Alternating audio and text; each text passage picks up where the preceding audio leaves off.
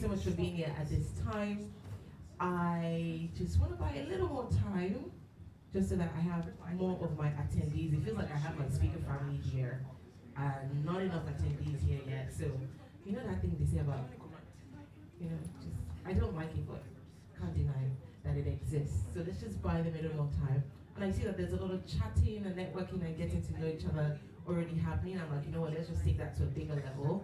So perks for being here, let's get to meet one another officially, outside of just a little cluster where you find yourself. So this is the pre-start, if there's anything like that. And I'll just take the mic around. I'll start with the attendees who are here yet already. So let's just have your name, what you do, how you heard about this, and why you came in 30 seconds, if you can. Good? Hi everyone, how are you? Hi. My name is Grace, I'm Kenyan. Here 10 years now in Dubai, and I'm excited to interact with all of you. I heard about this seminar, I think it popped up in my email, where I have signed up to getting those notifications, and that's why I'm here, to connect with all of you and to be able to see how we can grow our community.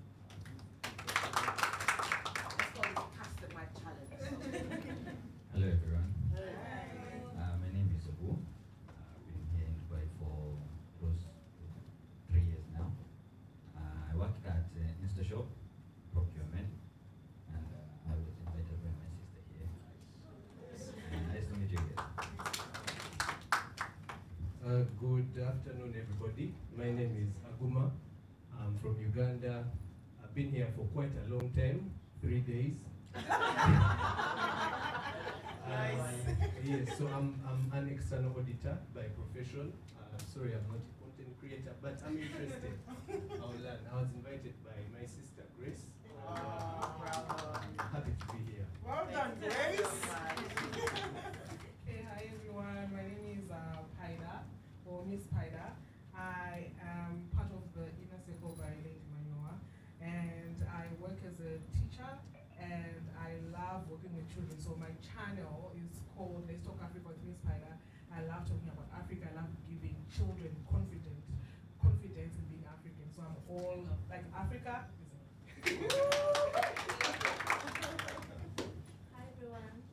Hi. Well, with this I'm still like very not loud. Yeah, so my name is Stella. Yeah, I'm also part of the Inner Circle, and that's how I heard about this. I just started a digital marketing agency just recently, like 2 months ago. Yeah, so what we're doing is just helping people manage their digital assets, because it's the new thing, you need to manage it. So yeah, that's it. Hello everyone. Hi. Let's save you. No, let's skip. I'll bring you up later. Hello everyone, I am the energetic EJ. Yeah, been here 6 years now. I'm a coach, a life coach, a podcaster, and an event host. Lovely to be here. I'm part of the Inner Circle, and I work with Maiwa from the behind the scene. Hi everyone, my name's Precious. I've been here for 5 years, and I'm a personal stylist starting her own business in Dubai. So wish me luck. Hello everyone, my name is Choma or Juliet. I'm a first class graduate of Business and Finance here in Dubai. I've been here for 5 years, and during my free time I love to create content on TikTok. Oh, nice. Okay, that's where I stepped in. Okay, yes. My name is Jelly. I'm here for around 1 year in Dubai. Right now I'm working in digital marketing. I was invited by Mr. Suren, so he's my co-worker also. So like that. Hello everyone, I'm Daniel.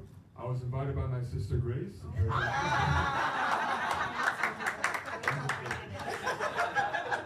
Very happy to be here. I'm a model and actor, and I'm Abby's brother. He's a speaker.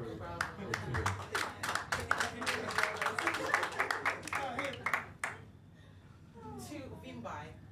There you are. Yeah. Hello everyone, my name is Vimbai. I'm from Zimbabwe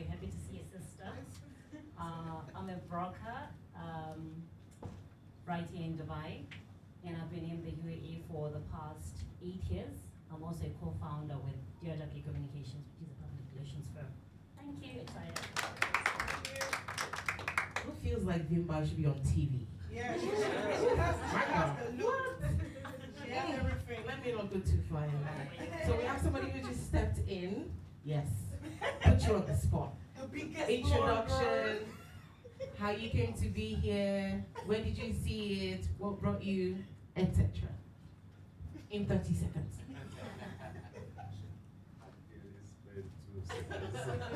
Hi friends, I'm Citizen Oluwadosin. I'm the biggest Nigerian blogger here in UAE, giving you guys updates on work permit, visa ban, and everything you need to live a comfortable life in UAE. How you heard about this, why you came. I'm a friend of the brand, Lady Maiwa, and Road to Success. Been to Road to Success event, a couple of numbers, and it's always an explosion attending the event, and that's why I'm here tonight too. And all this broadcasting about the event, because I know when people come to events like this, you meet people of like minds, and if you know what you're doing, you don't go back the same way. I've been to a number of Road to Success seminars. Last time I made a video about it, I said I have not recovered from my cancer at the event. So that's why I'm here tonight too. To meet lovely people with beautiful faces, connect, collaborate together, and grow together. Thank you. When someone starts using the word encounter, I'm like, did you meet an angel or something? But thank you so much for being here, and that's about the time I'm going to buy for anyone who's not here yet. So, let's get into this business. I would just like to say thank you for being here. You know, with Road to Success, which started 2 years ago, it was really just looking at the community and saying, why don't we have this? For me, it always starts with a question. When I came to Dubai 2019, I'm from TV background back in Lagos, and I came here, I was still representing the TV station, so I still had something going for me. But again, I still came, it was fresh slate, new husband, new city, new everything. It's like, how do you build yourself again in a new city? So I did have a bit of trying to figure it out. And then in that phase, I think maybe like a year later or so, I just saw that, why don't we have a platform where Africans can meet, connect, learn, live in your home country. I don't know how you felt when you first left, but it felt like I was uprooted. It felt like I was in limbo for a bit, even though I had a husband, I had a house, like I didn't have to worry about food or anything, but I still felt like I was in limbo. And I felt like there are people who have been here a while. Why don't we have any platform where they can teach other people to say, hey, welcome to the city. This is how we do things here. And I just, wondered for like a year, like, we should have this. Why don't we have this? Da da da da da da. And in my regular fashion, if you care enough about it, just stop complaining and do something about it. And so I decided to do something about it, which is what gave birth to Road to Success. We were 2 years last month. I thought somebody will clap. Thank you. Again, I think the idea for this baby that we are giving birth to today, because welcome to the delivery room for this idea. I think this happened, I don't know if it was last year. EJ, when did we go to that ice thing that we went to? It was 2 years ago. That was 2 years ago. I just want to mic check. Oh, good. So 2 years ago, I had to do a story for TV, and it was about this ice installation somewhere on Blue Waters. There was this restaurant. You see, she even remembers all this. I don't know if it's old age, but anyway, London Project, a restaurant, Blue Waters. They had this ice installation, sort of like replicating the Antarctica experience. I don't know if you saw anything about it. What I was gonna do is I thought it was a cool story to do. It was summer, and they had this ice thing. It was like minus 20 degrees. It was supposed to be a fun project. I was gonna do a story for TV, but I wanted to film on a weekday. But on a weekday, most people are not there to enjoy that experience. So I'm like, no, I have to find the people who are going to be in the story. And I reached out to a few friends to say, hey, I want to do this thing, but I need like semi-actors to be in the shot and do interviews with me. So I rounded up a couple of my friends and people that I felt were in content Africans. Listen, I'm very biased. Sorry, not sorry. And we did that, and it was exciting. They created content, the story came out great, and I was like, you know, why don't we have like a collective, like for brands or businesses to reach out to and say, we're looking to enter the African market, whether here, whether abroad, we need people here. Like, why don't we have this? And that's how the idea first came. So guess what, 2 years later, the baby's been born. Thank you. To make the story even sweeter, because I thought about the idea, Suren and I also discussed it, and he was like, you should do it, you should do it. Because I was going to give the idea to somebody else. Please, let me put Tosi on the spot. I think I gave it to you too. I just called him. I know he's in that space. I'm like, Tosi, I have this idea. I think we need it. But listen, I have got too much on my plate. I don't want to add this. You do it. No, he didn't do it. And then I met Suren, and he's like, do it. It's needed. And there wasn't it this year that the Dubai government made this huge announcement or this huge amount of money. I'm like, if we don't come together, if we don't teach people, if we don't empower people even, if there's no collective, we will miss out on those opportunities. And then you have people coming and say, oh my God, Dubai, oh, it's not the place. Oh, no. It's not the place because you're not putting in the work and you're not doing what you should do. And so, you know, with Suren's encouragement and just like, we need this, period. Again, Maya was saddled herself. And I thought Road to Success is actually the perfect platform to bring this under. Yes, we are reaching out to other nationalities and communities. We're very friendly, but at the core of who we are, we're really, you know, we're supporting the African community because we see a big gap in that community. And I thought actually Road to Success is the perfect platform to do this. Be the bridge between content creators and opportunities, you know, inform, educate, and just be that bridge. So that's the long TEDx speech of how we got here. So how did we arrive at our speakers? Again, with me, I always reach out to those who I'm able to reach out to. Adam came to the last Road to Success event. Please can you give him a round of applause? And you know, he, although wasn't our speaker, I think he came because Eddie was there, right? But Adam was just phenomenal. It's like, is that guy a speaker or? But you could feel his presence. So there was like a mental check in my mind, like, Adam is an interesting person. And then when I started seeing Adam with all these challenges, I'm like, listen, we've got to get Adam to be here, to just tap into his mind and energy on, you know, how does this happen? Amaka is someone that I met through Yvonne. If you follow me on Instagram, you probably already know Yvonne. Quintessentially Yvonne. So Yvonne always gets all these, come and eat. Listen, I love food, please. So Yvonne would be like, Maya, come, let's go eat. I'm like, sign me up. And then Amaka would be like point of contact for Umami Counts. And that's how I first met Amaka. I'm like, oh, African sister in this space, okay, good. And then again, just thinking about who can we bring to come and share. No brainer to bring Amaka, who's an insider. I think you got promoted recently? No, not yet, but so. Okay, so it's done. It's done. You're gonna get to the office on Monday and it's like, boom, that's your letter. And I was like, you know, see, Amaka is an insider. Everything about getting those invitations to those interesting places. How can we do that? Even though I have access, there's still places I feel like I need to get into these spaces. And it's all about talking to people, learning. So I said, let's have Amaka come and share with us about that whole PR space and why it's important for you to tap into that and how to do it. Because I feel like a lot of people don't even know how to do it, how to present themselves. Suren, listen, Suren is OG in this game. Who knows A-list? There's this, yeah. So a few people know A-list. Listen, if you want one of those influencer things, come here, come there. A-list, they didn't pay me, so no free advert. Anyway, Suren has worked with A-list, and you know, he's just an an expert in that field with information, know-how, access network. We had a webinar with him earlier in the year, so it only makes sense that we bring Suren back to give us this face-to-face engagement and in-depth stuff. There's one more speaker, but I will talk about him later.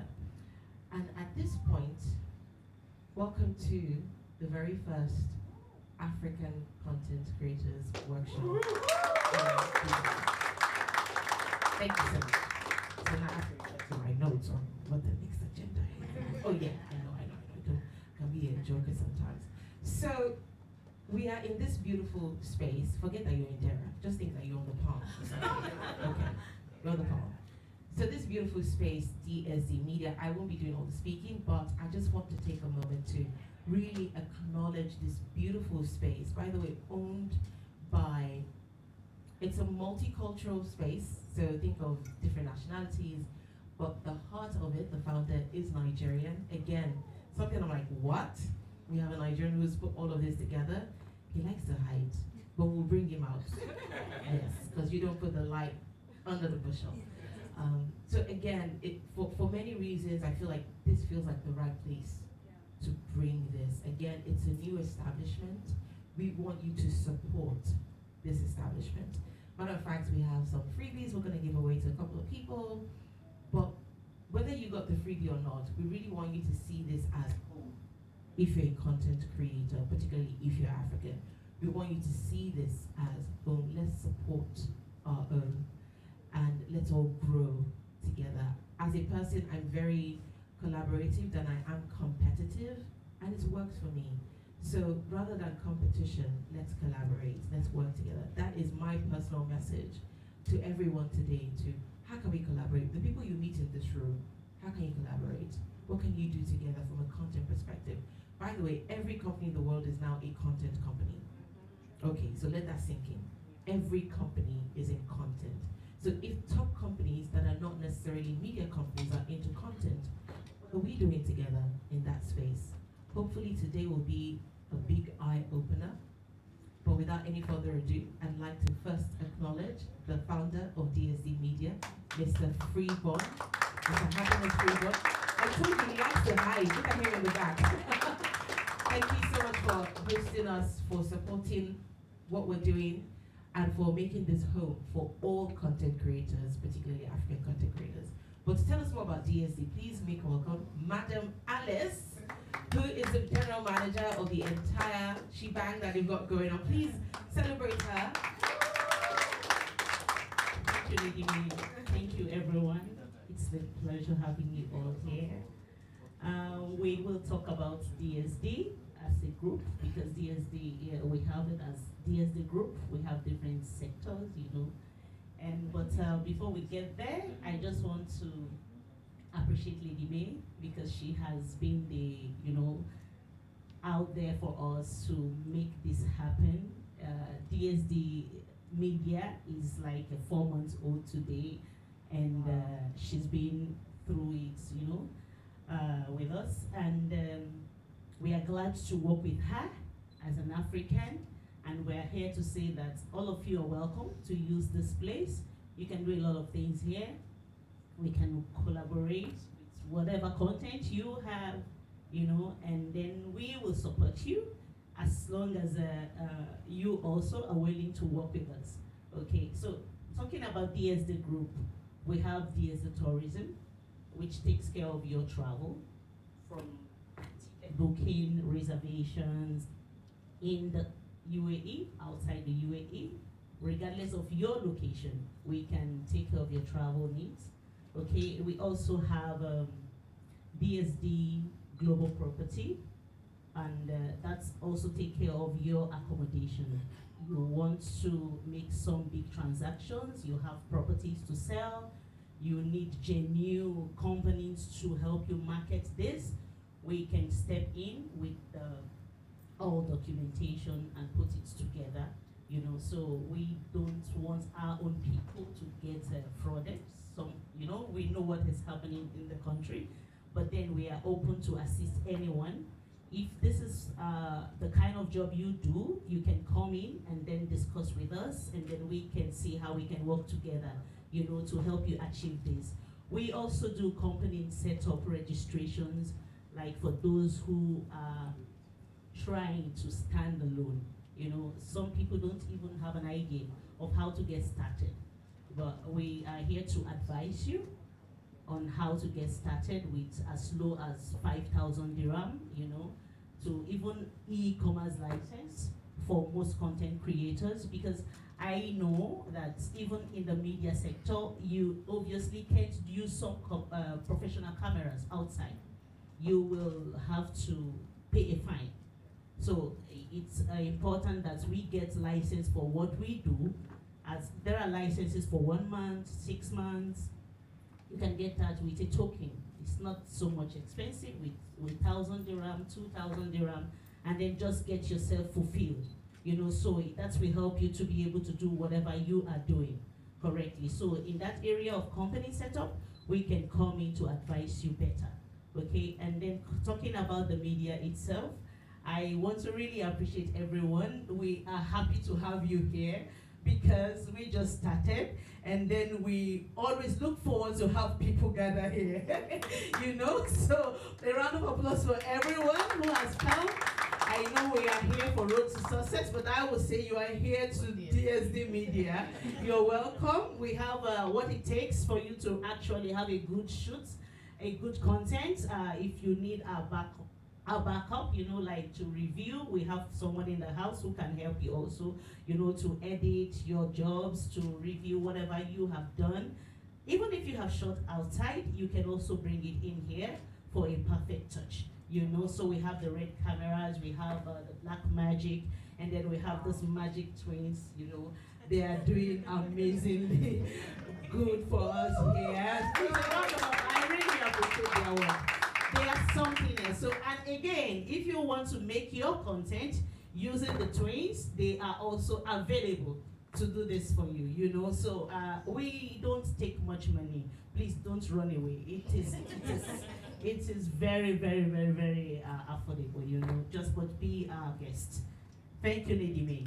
We are glad to have you here.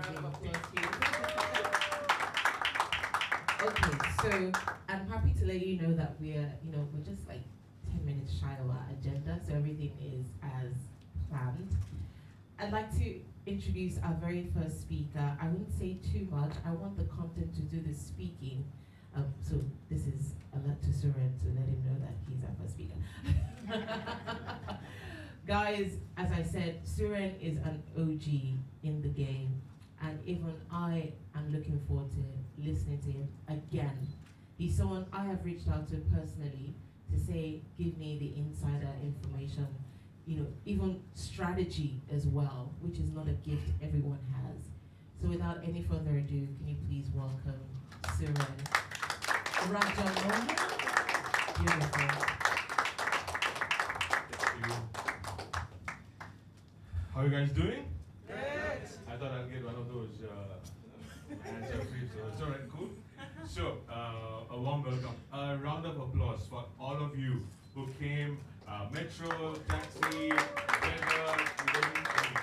3 days, 7 years. Oh, is that it? Come on, I need more. I need more. So, a quick one. How do I say? Who was here for the first Road Success conference? 1, 2, 3. First. The first. First, oh, okay. You were here for the Yes. So I was seated maybe half down the hall, and then just like what Lady Mayo she was doing.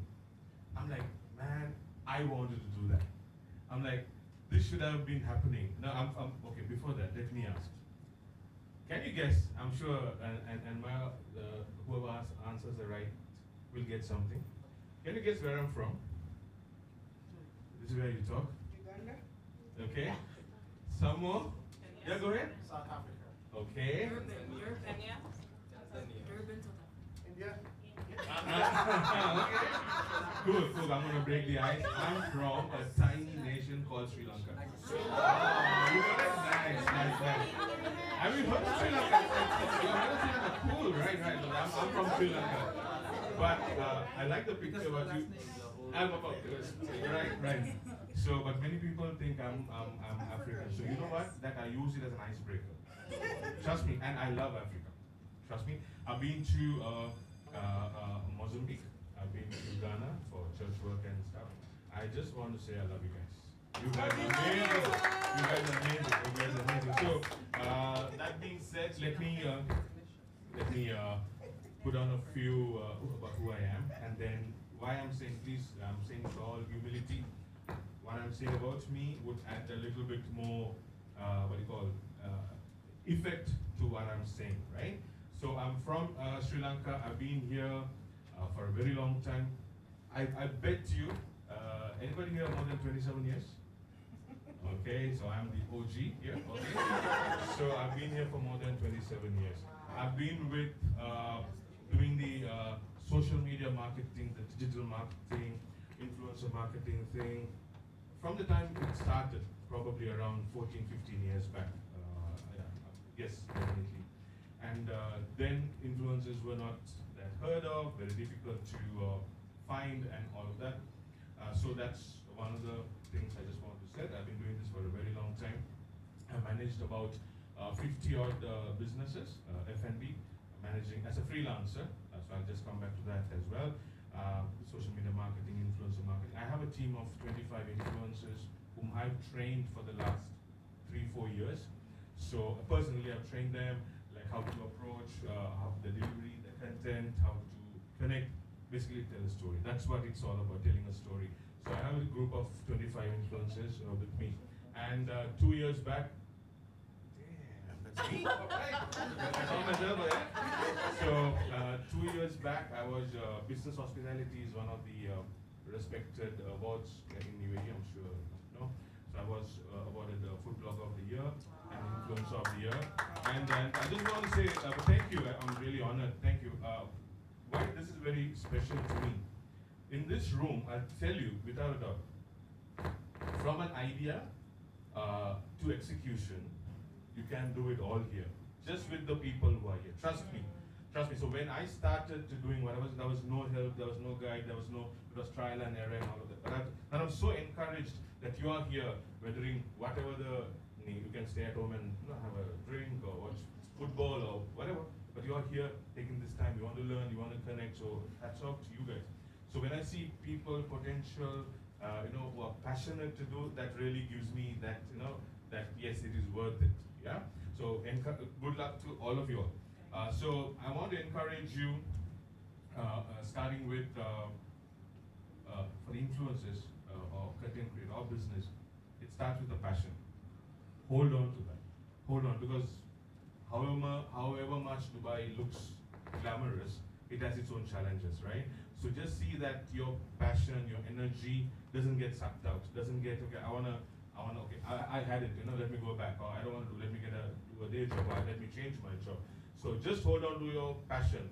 Have like-minded people around. And that's one of the things which I'm so glad that Lady Mayo asked, and I was like, I have my inner circle, like, so that must be a cool inner circle.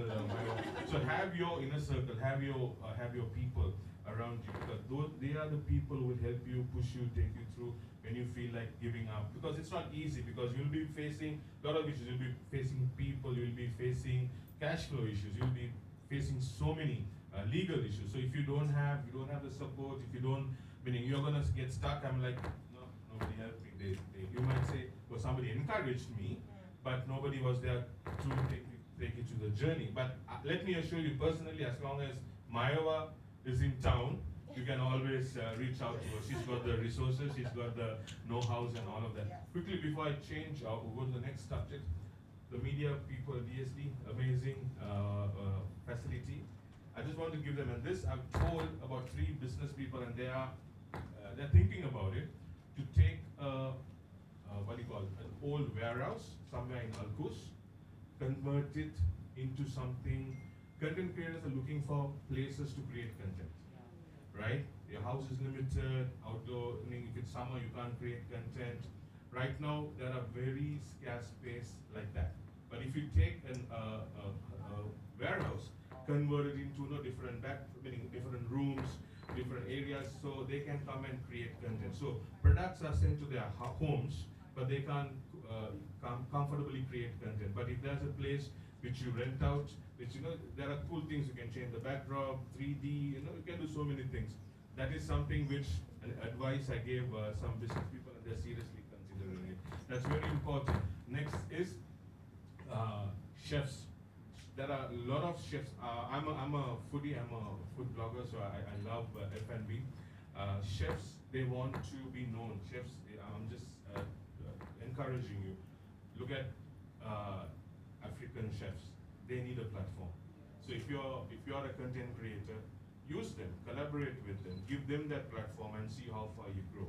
So chefs want to create content, so their restaurants won't give them much freedom to create content, to cook or chop or anything. So places like this, it really helps. So I want to challenge the owners of this DSD just to think of that, to create a place for content creators. So that being said, I just want to come to the topic of content creation, influencer marketing in Dubai. Who's heard of, anybody heard of Xpin? Okay, they're not done a good job. A-List? Yes. Yes. Busby? Okay. Busby? Okay. So these are influencer marketing platforms. 4 years back, 5 years back, these platforms were not there. So the business owners, they saw the need of it. Businesses on one side, content creators on other side. Let's call them content creators. We can call them influencers, bloggers, you know, you name it. So there was no platform for this. Okay, so that's how these apps came into play. So if you have time, log into sign up for Xpin, sign up to A-List, Busby. These are the people who give collaboration. So you get paid, you get barter, you get hotel stays, staycations, vehicle hire, you name it. Everything is on these platforms. So that's very important as a business. But one thing I noticed in the last 10 years is African content creators. There's been a huge lack. There's been a huge lack. Businesses, first of all, they don't know. They even search for African content creators. They can't find, or they're not active, or very limited, or there's no specific niche. I can't recall any African content creators in the food segment, food area. There's none. Also, makeup, fashion, travel. To be honest, there is none. So one of the things that you need to understand is you're not represented there. And all these content creators, either they're getting paid or they're doing something on barter. Even though it's barter, there is a value in it. For example, if somebody's going to let's say a brunch for two, that's about easily 600-700 dirham. Though you're not getting the money, but that's the value of that brunch. So you're missing out on a lot. Easily, in my personal opinion, I can say there are various numbers outside. A good, in Dubai, at least $1 million to 10 million worth of business which exchange with influencers. Trust me. So my question is, where is your pie? Where is part of it? Where are you? Meaning, none of you are having anything. Why? You see, that's where it hurts, because they want, for example, I challenge most of 80% of the restaurants, 70% of the restaurants are Asian restaurant or Indian restaurant. Imagine a black brother going and having a butter chicken. It doesn't happen, right? But what if you go and have a butter chicken and then you create a content and like, hey, you know what, I tried this, you know? Restaurant will be like, even the restaurants will be amazed and surprised, oh, Africans are coming into. So imagine, but till date that's not happened. You see? So this is where you need to find your niche. You know, you need to find, if it's F&B. When I asked businesses, I meet restaurant owners, general managers, like, they're like, you know, they don't know, they don't have an answer. Why not you break that wall? Why not you push that boundary? You can. Yeah, you see, you can. So these are the things where you get to grow, you get to create your niche.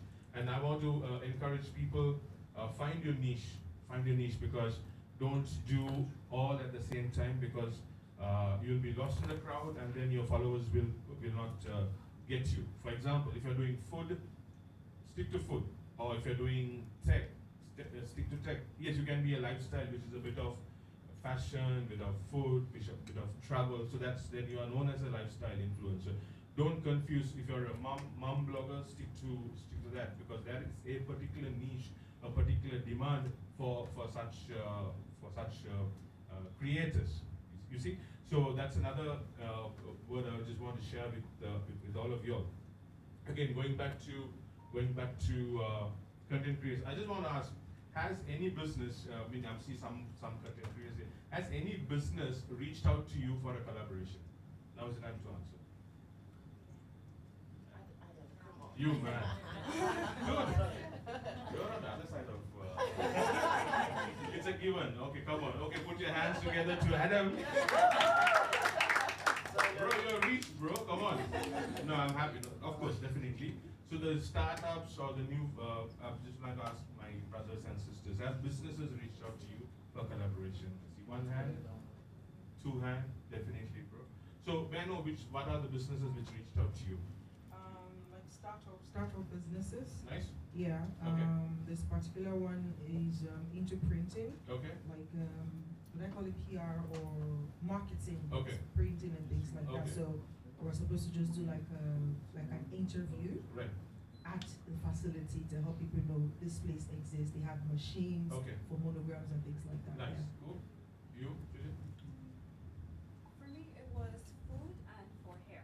Nice. So it was a person that was selling like braids and Okay. all of that, and the second one was for food, like treats, all this like yogurt, ice cream, Right. all of those things. Okay. Yeah. The reason, thank you. The reason I asked these are the two main industries which will use influencers. So I just proved it from here. It will be food and makeup, so makeup, fashion, aesthetics that would come on one line, and then F&B.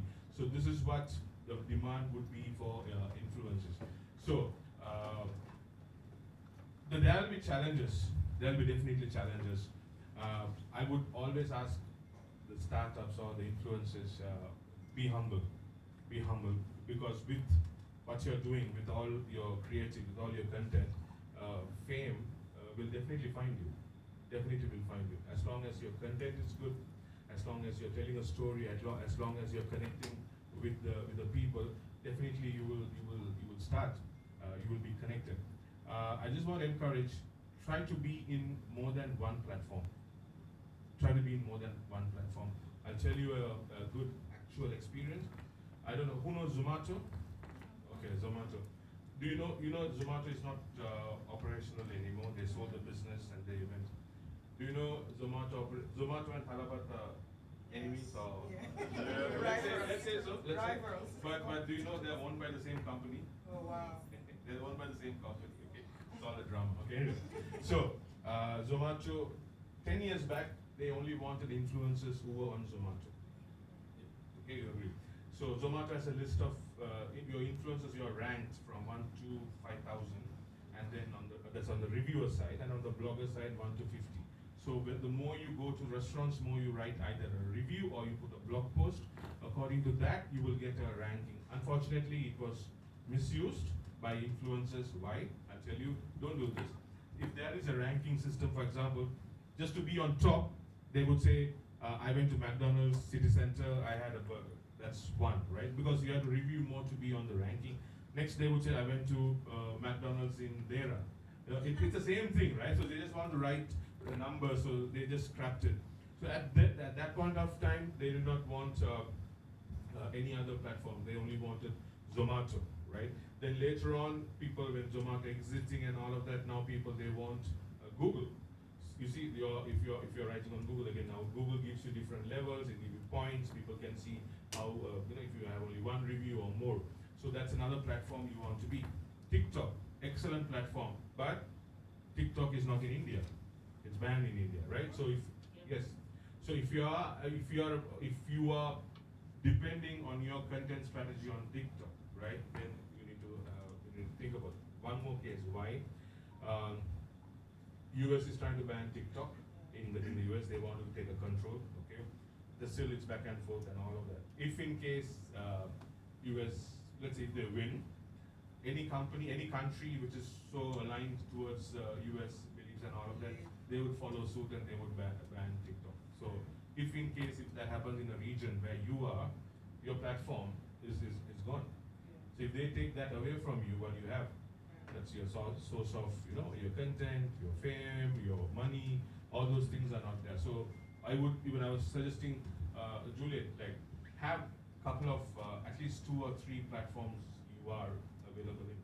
And when you are engaging with businesses, they would ask, what are they getting? Let's say they're going to pay you 1,000 dirhams for an engagement, and they would say, okay, what are they getting in return as a deliverable? If you say, I'll give you only a story, or I'll give you only a reel, okay, it's not so great for them.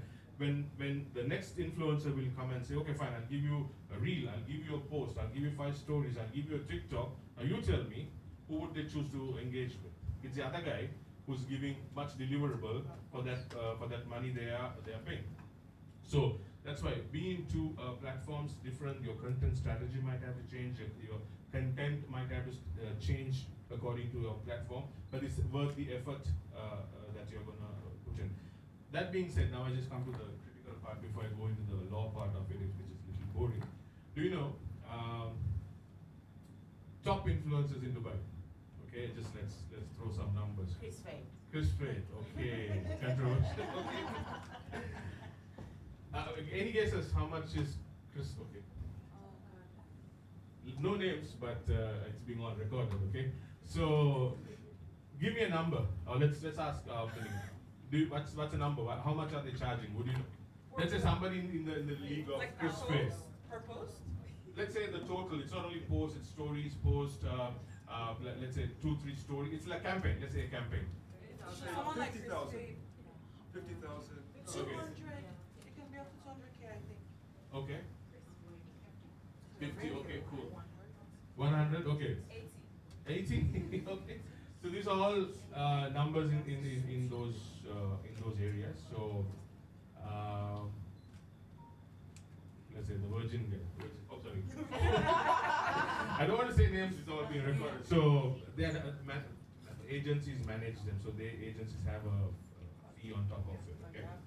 Why I'm coming to this point is to add the need of influencers. Okay. Businesses have a thought. If you engage with these top superstars, it's going to bring in revenue. And trust me, it doesn't. Trust me, it doesn't bring revenue. It gives awareness, maximum exposure, but that's much about it. Why? I have spoken to businesses which have engaged with Fade, engaged with Khalid Ameri, and so on. They would give an initial spike at that moment, but that's it. If I ask you, can you remember, can you tell me a campaign which one of the top guys did last week? You wouldn't, right? Khalid Ameri, you wouldn't recall. Right. So that's a fact. So companies are paying 50, 60, 70, 80,000 dirhams to these superstars. In return, they're not getting any businesses. The marketing guys are happy, but if you speak to the finance guys, they're not happy because they're not getting an ROI. That's a fact. Trust me, that's a fact. And now, the stock guys are slowly reducing their rates, trust me. So businesses have to be smart in case now businesses are working, and this is a fact, working with nano influencers.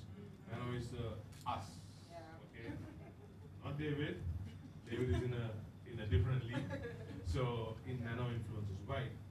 They want you to influence the people who are following you. That could be 1,000, that could be 2,000. But out of which, if 10 people go and engage with that brand, they like, or go and buy their product, or go to the restaurant, go to the spa, and that's what they want. So for you, they would spend you about 500 or 1,000 dirhams, but then they get a return times 2, times 3, and they're happy about it. As opposed to paying about 80, 90, 100,000, and then not getting any return. But yes, you get good content, but that's about it. Recently, a restaurant which Indian restaurant which did a campaign with Khalid Ameri. It's a nice, excellent content. It's called Republic. That's a restaurant. Cool content. So I was asking the chef, did you get any walk-ins? Did you get any new inquiries? Did people come and engage, saying, "Oh, I saw this"? He said, "No, there is no change." You see, trust me. This is I know these people very well. So they said no. So they spend somewhere in that top amount for these influencers. Why I'm saying this, businesses are looking for people like you. That is where.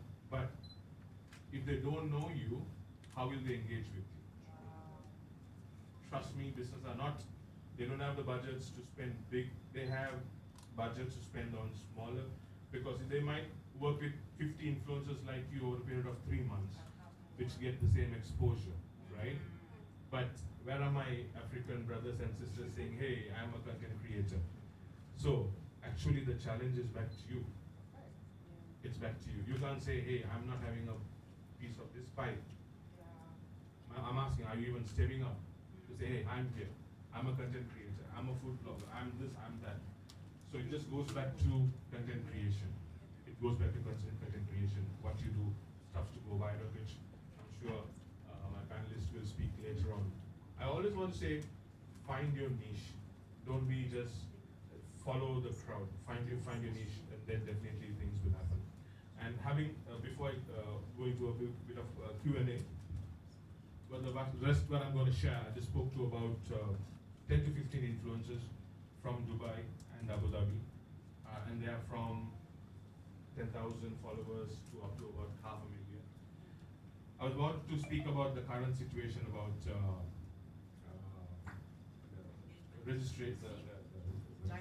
licensing. I want to be very careful here. I want to be very careful. If somebody comes to me and asks, is it needed? My okay, got it. My official answer will be yes. That's my official answer. It's a yes. You have to be. If they ask, oh, I have 1,000 followers, do I have to be? Yes. I have 500,000, 1,000,000, 200,000. You have to be yes. That's my official answer. But having said that, my company, we did a campaign with one of the Abu Dhabi malls just last weekend, and it is a bit testy, but yeah, don't. If you're recording this, don't put this out. We pay the client, the blogger, 7,000 dirhams to go and cover the mall. I don't want to tell which mall.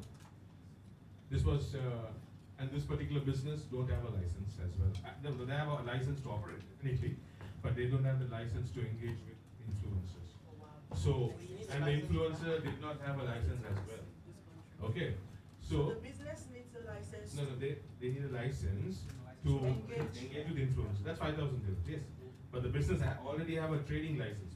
That's different, okay? And the influencer license about 1,500 dirhams. So influencers don't have this license as well. But the transaction which happened last week. So, again, my official answer is yes, but then such happens. But, speaking to people, this is only enforced in Abu Dhabi, not in Dubai. And trust me, not in Dubai. Dubai is, come on, have fun, create content, show Burj Khalifa and all of that. They don't want, meaning it's, they will not, okay, let me go back. Why they want to regulate it is because it could lead to money laundering. Simple as that. Simple as that. If I have a business, I have, let's say, 2-3 grand, 200, 300,000 in my kitty which I need to get out, I will engage with an influencer. I say, okay, come and create content and I will pay you 30, 40, 50,000 dirhams. It's not recorded, you might say it's marketing, there is no, influencer doesn't give a receipt. So, purely because government, they have good, the infrastructure, the business infrastructure is very strong in Dubai. You can't play around and all of that. So they want to regulate this. It's just to know where the money is going, because the economy has been hampered, hit throughout the years with the money laundering. It happens in various ways. So this is why the government mainly has brought the rule. But having said that, they are not interested in the 500 or the 1,000 which you are trying to get from the business here. Trust me, imagine if if they put a case against all 1,000 people who's just getting 500. It's not going to happen. It's definitely not going to happen in Dubai. But according to sources, the reason they brought, they invested 150 million dirhams into creating the content creators hub and all of that. They will regulate it. Okay, slowly regulate. So if you guys are planning to start something now, and if you see yourself 2 years, 3 years as an established business, then you get those licenses like today. Why? As time goes, it will be expensive. It will be expensive. So So just think of it. Definitely they will regulate it because of the amount of money. With a lot of things happening in BRAC and then all these nightlife and these casinos and all of that. We are just, trust me, we are just small players in this big market. Global influence are going to come. They're going to charge a hand and a leg, you see. So then it's going to be very difficult. So my advice, of course, you work out your finances and stuff like that, but I would recommend you take your license if in case you want to be established in a couple of years. But if you think, oh, I'm just trying it out, I just want to see how it goes, maybe not, then that's something that you need to take a call. Cool. So this is pretty much my speech, my talk. I hope I gave some feedback. 2 minutes maybe, just 2 minutes if in case. And of course, if in case you want to talk to us, we are there after the event as well. So do I give them time to? Yeah, we can take like 2 or 3 questions, but yes. I'll start with the questions. Because it says that if you're like charging, then you've got to get a license. What if you're not collecting money? Do you still have to get a license? Barter, not at all. If it's barter, you don't need it at all. So if you're not receiving money, yeah, carry on. Yes. Okay. Yeah, that's barter is they don't. It's not control. Yeah. Then any other questions? Please introduce yourself, and then go ahead with your question. Make it brief. Also, if you're posting, just make sure not to post the sensitive parts he talked about, and please make sure you tag him, as well as Road to Success. We've sent it out to your emails, so please do appreciate them and let others know the amazing work that you do. Hello, my name is Turu. I'm really happy to be here, learning about influencing. I'm not yet a big influencer or anything, just planning for years to come. Good. Really good conversations. I was just wondering about the cost of the license for the content creator. Yeah. How much is it now? So there are a couple of ways you can do it. If you're getting it from Abu Dhabi, it's 1,500 dirhams. But again, if you start your own company as a media, as a freelance, there are a couple of things you can get about doing what you want to do. So there are license from Ajman, there are license from Sharjah. Again, it varies from Emirate to Emirate. So there is nothing a set price. Abu Dhabi license from the Dubai AMC, well, it's 1,500 dirhams. Yeah. Thank you very much. With the license from Abu Dhabi, can it be used like in a different place, like for example Dubai, or it's just for? No, it can be used, but Dubai businesses, they don't ask for license. Okay. Yeah, it's set for you to be registered and for Abu Dhabi influencers mainly. To be honest, Dubai, I know dealings between 10,000 to 15,000 dirhams, they don't ask for license. It just, money is transferred into your account. Nice. I like this. Any other question? 1 or 2, and then we wrap it up. Okay, so if you have more questions, if something comes to your mind, you can reach out to Suren afterwards. Again, please celebrate him. Thank you so much, Suren. Wow, that was just rich. That was rich. Without any script, that was just rich. Thank you so much, Suren. Like I said, he's a treasure trove of information. And you know, I actually forgot that that's how we met. He reached out to me, I think, on Instagram when we announced the first Road to Success. I looked him up, I'm like, okay, not particularly African, but okay. And he came, I remember. Matter of fact, I think I even told him, you don't have to pay for that event. Am I correct, Suren? I think I said to come complimentary. Yes, I remember. And you know, since then he's just been a friend and a brother, and it's so exciting. See how things come full circle, and he's here helping us in this delivery room. Can you please celebrate him one more time? Our next speaker, you already know, I introduced her, Amaka Zulu. Oh my God, Zulu is a interesting name. Can you please celebrate Amaka? Amaka, I'll let you just, before you start, talk a bit about your journey, and then, but I know you do all that, so please, ladies and gentlemen, over to Amaka. Hello everyone. Hello. Hi everyone. So I am Amaka. I'm from Nigeria. I'm Igbo. I recently got married 5 months ago. Hence the Zimbabwean last name. So that's what is I've been in the UAE for 22 years. Whoa. Since I was about 6. 22. Yes, so I was born in Kuwait and I moved to the UAE when my dad moved here to work in hospital. So I've been here for 22 years. And I've been in public relations for 6 years in Dubai. So everything to do with how to get invites, how to get into parties. I can kind of share some insights, and I'm really excited to kind of share what I know and work more closely with you guys, because I'm always looking for influencers. So this is excellent. So yeah, that's a little bit about me.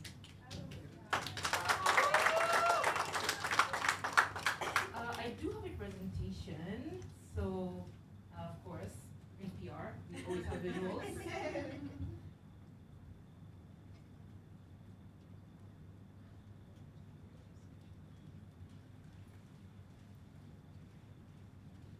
Okay, great. While it's loading up, I'm just going to introduce the topic. So today we'll be covering how to get exclusive invites through public relations. So it's going to be a breakdown of how to get started as an influencer and how to connect with public relations professionals to kind of start your career as a content creator. Next slide, please. So this is kind of what we're going to be discussing today. So we'll introduce myself, which I've kind of done, then we'll look at the industry, which Suren has already pretty much covered, but I'll just go over it briefly. And then again, what the influencer market is like, to see the opportunity and the growth that we can really explore as African content creators. And then the PR landscape. What is PR? What is the landscape like? What are they doing? And then we'll go into WASTA. What is WASTA? And then insights and tips, and then closing summary. Okay, next slide, please. So, to recap, I work in public relations, but mostly with F&B. So I deal with clients like Beef Bar, Agni by Tasha, Tasha's Cafe, kind of big restaurants in Dubai. So anything to do with parties, events, launches, that's kind of my space. So I'm always looking for new influencers who are not the Karen Wazans of Dubai, like people who can actually create creative content, new content, genuine content. So that's kind of my vibe and what I'm looking for in terms of public relations and the F&B space. So again, to recap, as Suren already mentioned, there's a huge investment in content creation in the UAE right now, as announced in January. And then in July, they announced that we need to now get licenses. So moving into the next slide, what does this mean? So we have about 25,000 influencers who have between 1,000 and 10 million followers. And there's a lot of money being made for a single post, between 3,000 and 36,000 dirhams. What does this mean? This means that there's a lot of opportunity that we're missing out on. And how can we break into this? How can we be part of this conversation, part of this money exchange? Now, into the world of PR. What are PR people doing? Can anyone give me an example of what you think a PR person does on a day-to-day? Anyone? If you know, okay. Connects the brands with the influencers? Yeah. Is that kind of what you guys do? Yeah, okay. Anyone else? Influencers? So building the buzz for businesses. Exactly. Anything else you think we do? Sending emails? Yeah. A lot of emails. A lot of emails.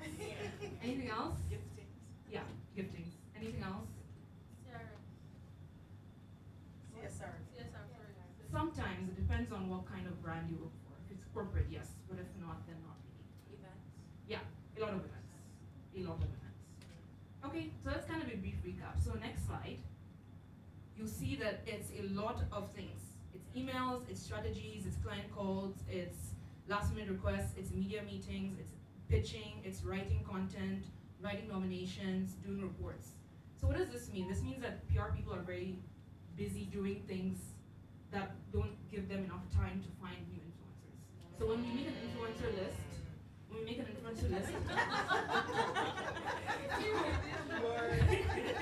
so when we make an influencer list, we just open an old influencer list, copy and paste that list, and then maybe make a few additions from people we know that we recently met. What does this mean? This means that if we don't know who you are, it's very hard for us to put you in our influencer list. Because we are advising our clients to work with XYZ influencers, and in invite them to all these events. So when you get on an influencers list, your name will somehow make it to about 10 or 15 other agencies in Dubai. Because what happens is if someone sees you at a certain venue, they're like, oh, this person must be important. Let me put them on my other list. Let me put them on my other list. And then another agency sees, oh, Umami has my name, has them on their list.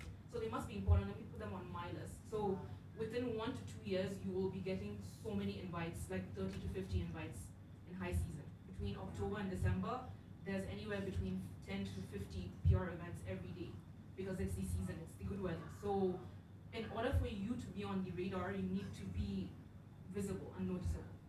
So next slide. Is there hope? So that's the question. Is there what can we do? What can we do? So the next slide. Wasta. So that's what you need. Wasta is an Arabic word for power, connections. You need to tap into your public image. And to tap into your public image, you need to know 3 things. PR agencies. Who are those people that work in PR agencies?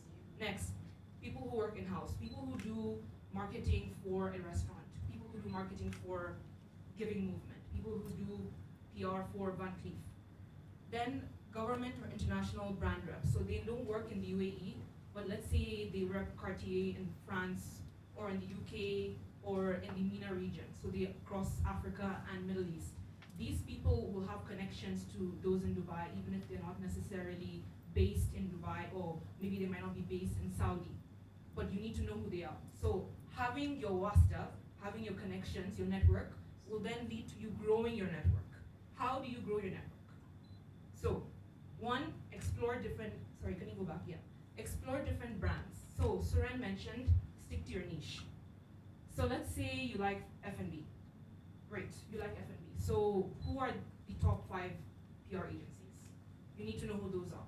How do you find them? LinkedIn, Instagram, but LinkedIn mostly. Because I think LinkedIn is very overlooked, but that's the best way to find very professional type information. And then from there, you can then do some stalking and find out that person's Instagram.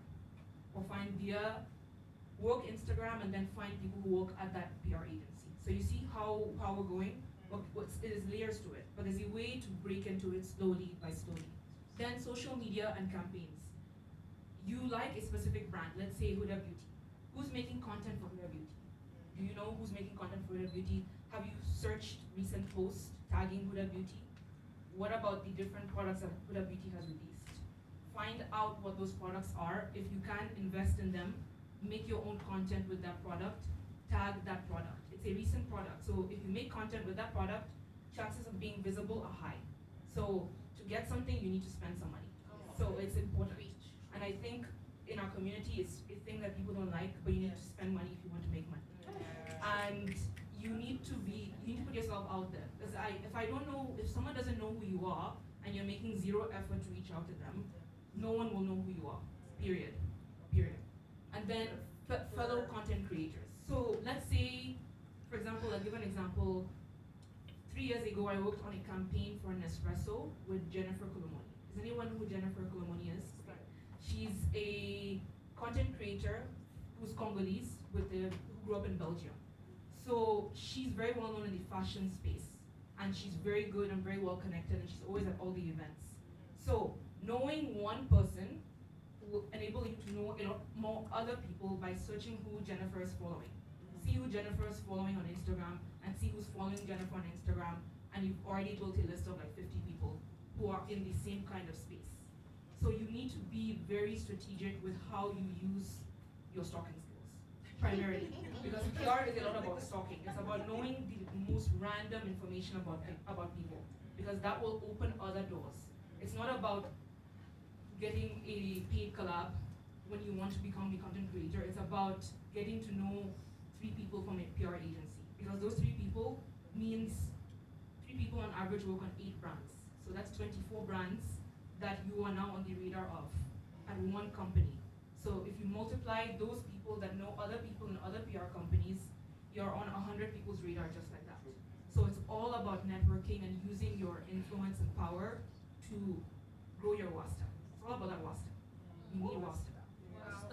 Yes, wasta. You need wasta. And then another thing is evaluating brand messages. what is a brand message? So, you know, Huda Beauty is more very Arabic, very Middle Eastern.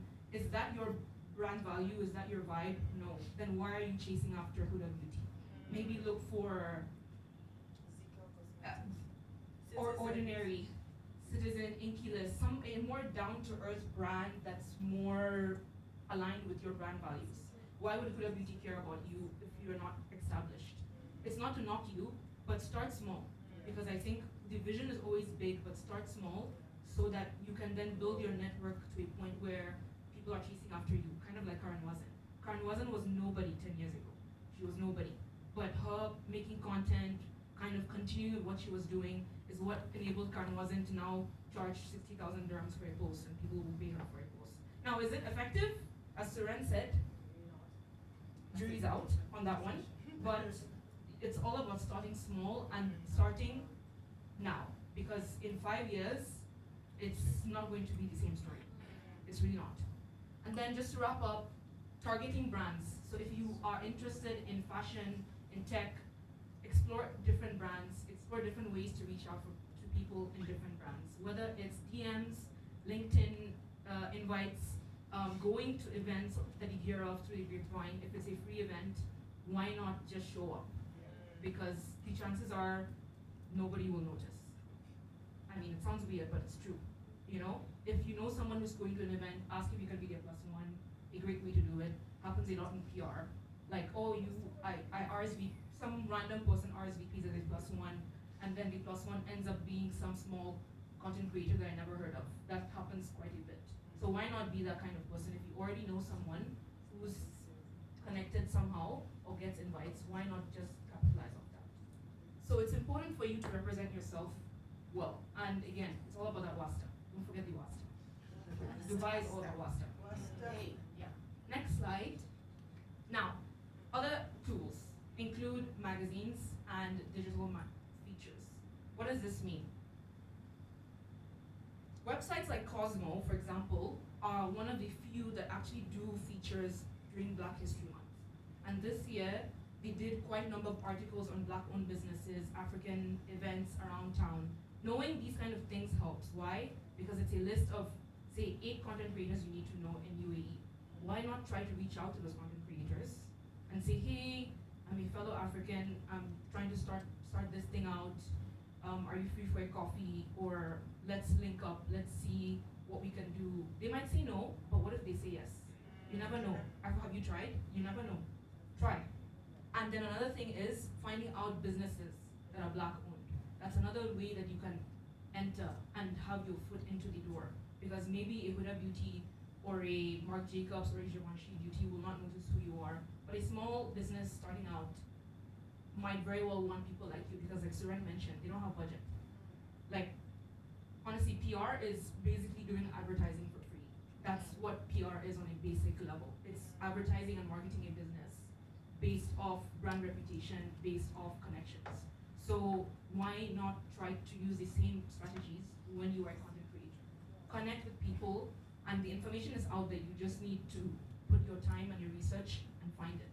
So following these magazines, following features, following top stories in lifestyle and the news cycle around the UAE will really help you to break into the market. Like, knowing things is how you will become an established influencer. Simple as. And then, to break it down for you, I've kind of divided into top tips for how to build relationships with PR professionals. So, because PRs are the easiest people to get along with.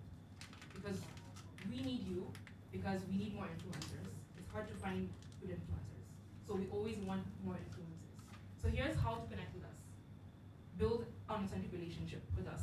Say, hey, I'm new here, and I know Umami does F&B stuff. I'm really interested in F&B. Like, can we link up? Can you put me on your list? Can you invite me to stuff? And I will say yes, because I need people. I can't have the same influencer list with like the same 50 people. So I need new people. So build authentic relationships, like connect with us and reach out to us. Even if we don't get back to you fast, sorry about that, it's the emails, we will get back to you, you know? And then craft a compelling brand story. So what is your personal brand? Your personal brand is who you are.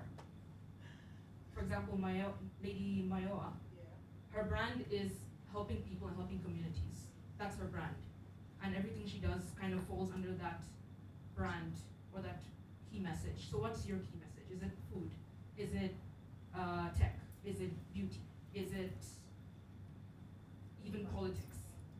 That might be a bit difficult here. But whatever your brand is, be about it. Don't just say that's your brand, be about it. And then drive that narrative further. Sorry, next slide. Yeah. And then the last thing is event participation. So reach out to people who you know host events. Like, after this, I'll give you my cards because I probably will forget most names. But take my card, send me an email, send me a WhatsApp so I can see if I can add you to our list. Because we're onboarding so many different clients now. So really, it's the perfect time for us to add you to influencer lists.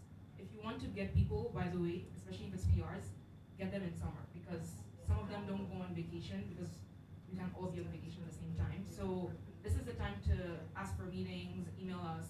We're more free now. Come October, we won't have time to answer emails or much.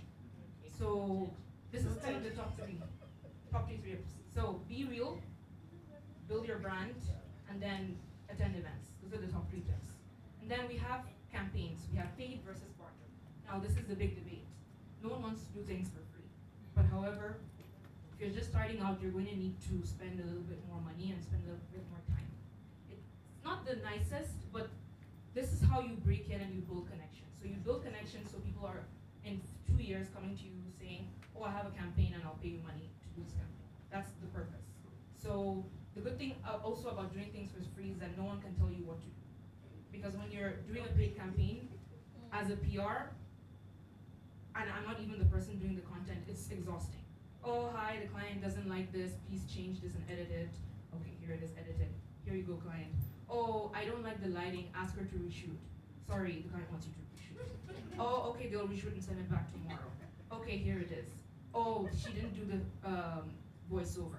Hey, can you do the voiceover? So this is an exhausting process, as you can imagine. But this is unfortunately what a paid campaign involves. So don't think paid campaigns are some walk in the park, especially when it comes to things like big brands, like an espresso, for example. Like, they have so many brand guidelines.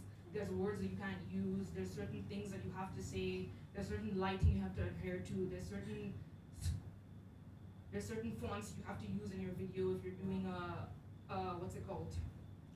Caption, exactly. So it's a lot of things. However, if you went to Nespresso today and bought your own capsules and did a video on Nespresso comparing different Nespresso capsules and posted that video, no one can tell you, oh, you didn't adhere to the brand guidelines because it's your own money and it's your own project that you've invested in. So again, you see, there's always good and bad sides to getting paid for doing campaigns and not getting paid for doing campaigns. So the balance really is when you're breaking in and when you're starting to try doing things for free. And maybe Adam might disagree with me when he does his viral content section, but as a PR, this is the best way to kind of put yourself out there. Start things for free but be consistent. Because another thing that PRs look at is, oh, I like this person's profile. Let me go to their page, and then the last post was in April. And we're like, oh, just remove them from the list. Like, it's nice content, but why hasn't she posted in 4 months? And sometimes we understand, like, people are content creators, like, on the side. It's not their main job. But for us, it's like, okay, so this person's not posting for 4 months. So that means that if I invite them to an event or I send them a gift, there's not going to be any content from that. That's how PRs look at it. So again, remember that if you're going to start something, you have to be consistent. If it's once a week or it's twice a week, it has to be consistent. Because if someone goes to your profile and they can't find any content in the past at least month, then that's a red flag. We immediately remove you from this. And if later down the line, even you were very frequent, but then suddenly you fell off, we immediately flag that to the rest of the team saying, hey, by the way, this person hasn't posted in like 6 months, so we're assuming that they're no longer a content creator. Please remove them from all your lists. And we will never recommend you to our client. Because what happens is if we put you on a list and the client opens your profile and sees that you haven't posted in 6 months, we get in trouble for that. So you have to be consistent about what you're doing, because remember that we are kind of doing PR for you when we suggest to invite you to things, and then if you are not giving in terms of your content, then we're gonna get in trouble and we'll just be like, don't work with these people. Like it's too risky. It's not a good idea. Let's abort mission. Next slide. So I'm wrapping this up by summarizing the 4 R's of influencer PR relationships. First, research. Find out who people are. Who is the person that's representing a brand you want to work with? Who is the marketing head? Who is the social media head? Who is the PR head of that company? And who is the agency that represents that company if you can't find a direct in-house representative? Find those people out. Then, as Suren said, make sure you're adhering to laws and regulations in the specific emirate that you're working in, because the last thing you want is to, on top of being a struggling content creator who's just starting out, is to now get into a bunch of legal trouble. It's not the vibe. So just cover yourself from all bases, and remember that when it comes to negotiations, no one has your back except you. Yeah. And reach out. If you have people's WhatsApps, now WhatsApp is very controversial in the media public relations space in the UAE, because it's a very quick way of getting answers, but also if you cold WhatsApp people, it's also a good way to get blocked.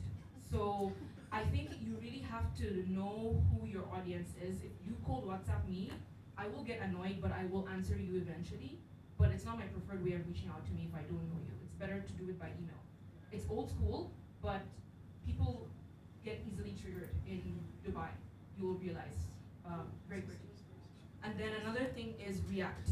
So if someone has reached out to you, or you reach out to someone saying, hey, I'm interested to work together, and then they say, oh great, please share your media kit, share some information about you, share your stats, share your kind of content, and then you just disappear. Well, again, if you disappear when I ask you a simple question about what your work looks like, why would I put you on my list to my client if you can't even send me a response about the thing that you reached out to me for? So you see, like, again, if you're going to do something, you need to commit fully. If you're gonna do it, just commit. You can say I'm a nano influencer, I'm just starting out, but here's a couple of pieces of content I've done, even if it's not posted, but you have to show people something. You can't just say, oh, I'm a content creator, and have no evidence to back it up with. And then pick yourself up and try again and again and again. It might take a couple of tries. People can be kind of harsh and brutal, especially being African. You know, we don't have to go into detail. We know it's tough for us here. You know, people aren't the most welcoming to us, especially if you don't have status, prestige, blah, blah, blah. But be resilient and keep trying, because there are people who do want to work with you and are looking for you, as Suren said. And then that's it, I think. That's it.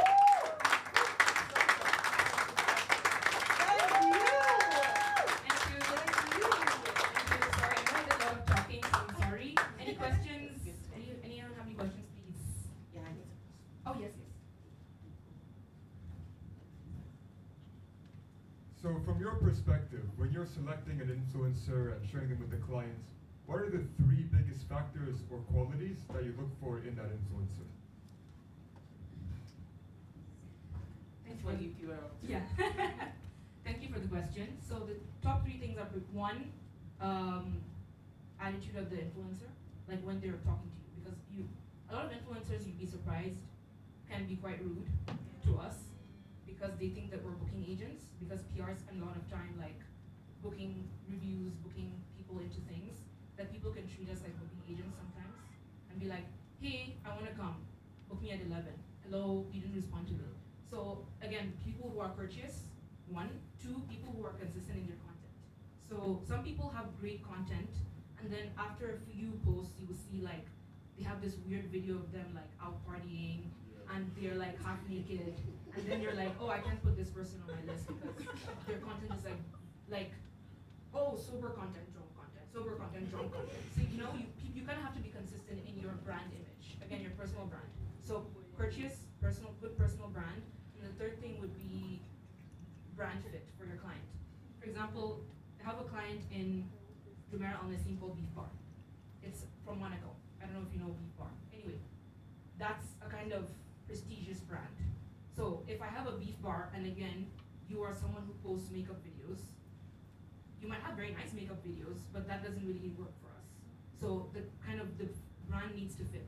So courteous, good personal brand, and then good brand fit for the client. Those are kind of the top things. Yeah. Any other questions? I think we need to look into this one.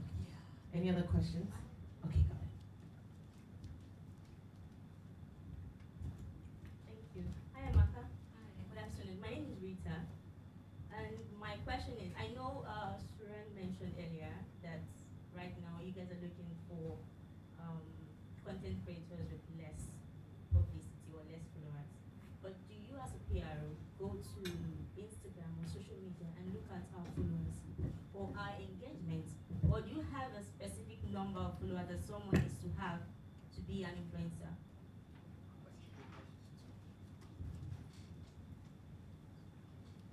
Thank you, Rita. Those are very good questions. So let me answer them one at a time. So when we look at an influencer, we don't only look if they're small. We also look for big influencers. Some clients are more nuanced than others in PR, meaning some are like, I want big influencers only. So in that case, big for them means like 100K plus, which is a lot of influence, a lot of followers. And other clients are like, we want good quality influencers that will actually lead to people like coming back to the restaurant, not just coming, eating, have a great time, and then nothing ever comes from that, like Suren mentioned. So it's important for us, one, to have people that are genuine and that will actually lead to some kind of conversion. Now, that being said, in PR, we don't measure conversion. Our job in PR is not to see how many people came back to the restaurant from an influencer coming for review. Our job is to have an influencer that comes and has a good engagement, by that meaning as close to 1% or above 1% as possible, because engagement rates in the UAE are not as good as they are in other markets. So something around 1 to 3 is excellent, and then maybe close to 1 is okay. It's okay. Some clients don't really care about engagement rates, others do. And then your third question was about... Do you look at it for when you're Yes. deciding? Yeah. So yes and no. For example, if someone has only 7,000 followers but has excellent content, we will put them forward. But if someone has 100,000 followers but has, like, again, half drunk, half naked, like weird content, political content, that's not going to fly. Because PR is all about image, and no one wants to be associated to an influencer that has questionable content. If that's what you want to post about, that's fine, but a brand cannot be associated with someone who is going to cause problems for their brand in any way. So if you have political content, if you're half naked, if you swear in your content, that's automatically you're canceling yourself out from a lot of brands. Nobody wants to work with people like that because you are a problem, and nobody wants to work with something that might be a problem. Yeah. So that's. I hope that answers your questions. Yeah, and the last question Yeah. was, what's the least number Oh, of least. followers? Yeah. I think anything less than 1,000, because I think it's too little. Yeah, because between 1 and 3, you could be like a tastemaker, as we call it, which is like someone who's an expert in their field. For example, a real estate broker or a chief director of education in some kind of sector, like someone who's like a top C-suite executive in some company who we're targeting. Great. But if you're just like a content creator with less than 1,000, it's like, well, that's not really legit. That's how clients look at it.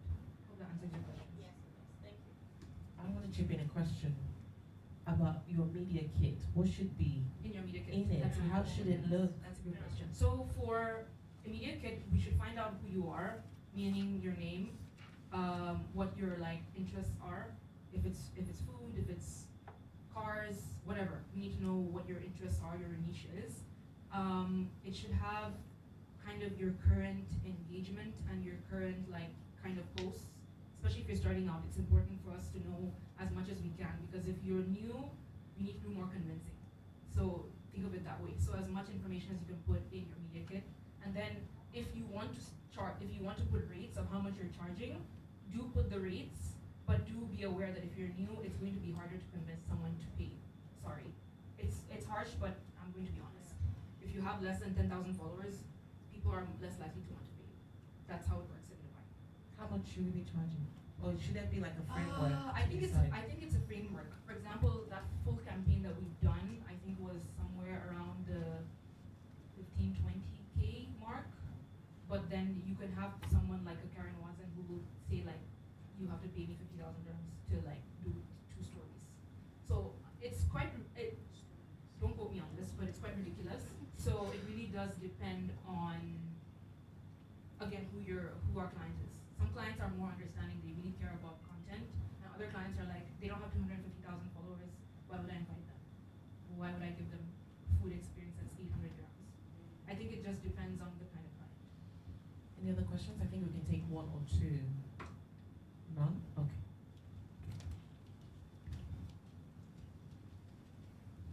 Thank you very much. Again, I'm Turu. So I wanted to find out, because I'm in corporate and I'm not in the PR department, but I've worked with the PR team a bit. And sometimes I see them doing like authenticity checks. Like, so if some brands, because the company offers many brands, some brands will be like, if this person has worked with this brand, and it's my competitor, I'll not work with them. Oh, could you that's say, could you say something about Yes, that? that's a good point. So, this I think has a bearing on the paid versus barter argument. If someone has been working on paid campaigns very publicly and very obviously, and they keep doing campaigns very quickly, like every month, this is a person that will be flagged as being inauthentic because they keep having paid campaigns every month and saying this is amazing, this is the best every month, and it doesn't make sense. So these kind of people, like you mentioned, would be flagged as not the best fit. However, there are also other people that do very good campaigns, maybe 3 or 4 times a year, and it's genuine. However, if you do a campaign with a direct competitor, it is seen as something not strategic, because for a brand, if you want to be seen as the best in your X industry, why are you doing a campaign with someone who very publicly did a campaign? Even if it's only 6 months ago, it's still a very big public campaign. So I think that would answer your question. A, inauthentic. 2, wouldn't make sense strategically for a brand. Thank you very much. And I think at that point, can we give Amaka a big thank you so much. Oh my God. She thinks she did a lot of talking, but I think she did a lot of teaching. How many of you got like amazing, I mean, how has this been so far? Okay, I love feedback, So I'm gonna ask EJ. EJ hugged me. She was like, thank you for this. So tell everybody. Absolutely, it's been very, very, very insightful. And again, I think it deals with our mindset, because for us as Africans, we assume a lot. So we don't even try, we don't research, we don't ask the right questions, but we just assume like, if I go now, they will say no. But you've not gone. Or maybe you heard someone say they went and they heard no, but you haven't gone. So I think this is telling us that at the end of the day, yes, that person might have gotten no. Even you yourself, you might get a no or a couple of no's before you get your first years. But it's like, there is the market for us. This market is amazing. And I'm like, oh my God, we've been sitting on what for these years? But again, I'm telling myself, this is the right time. I almost didn't come for this event today, like, oh, this heat is too much. I thought about, I don't drive, so I thought about the walk from my house to the bus station, and then from the metro to this place. I'm like, is this worth it? But I told myself, at the end of the day, you will learn something or you meet somebody new. And I'm so glad I am here today because I've learned a lot. So thank you, Lady Maya. I'm going to ask you. I had a feeling she was going to pick me. Yes, your feeling was correct. I mean, I've also learned a lot, like especially when both the speakers say that you are looking for content creators, because most of the time we are not as confident. Because you think, oh, me with my small followers, me with I have a full-time job and I have to edit, and sometimes it's not up to standard, but I feel passionate about it. But then you're like, maybe they don't really want me, so it's very encouraging to know that you are looking for us, and we will be in your inboxes. Please look on. Thank you. Thank you so much. Even for me, like, I was just sitting there like, so good. Like, I'm feeling proud, like, ooh, this is so good. So, I mean, just imagine how good it's been. Just imagine how better it's gonna get. Yes. Oh my God. Yes. Like, I'm so excited. And the way she couched it, she's like helping people, helping coming. I'm like, oh, okay. I never thought of it that way, but yeah, that works. You know what? Let's do a bit of stretching. It's been 2 speakers. We have a speaker and a panel. You want to stand up and just stretch? Or just say hello to somebody, some people came early, some people came late. Like, just take like 2 minutes, say hi to somebody, tell the speaker this was good.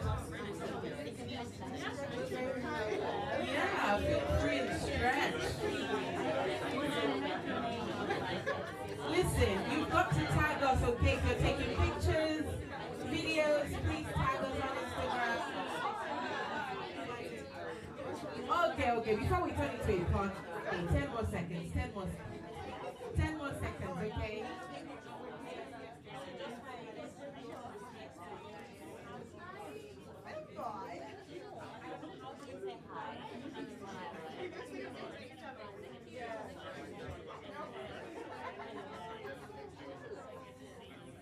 All right, we can begin to settle again.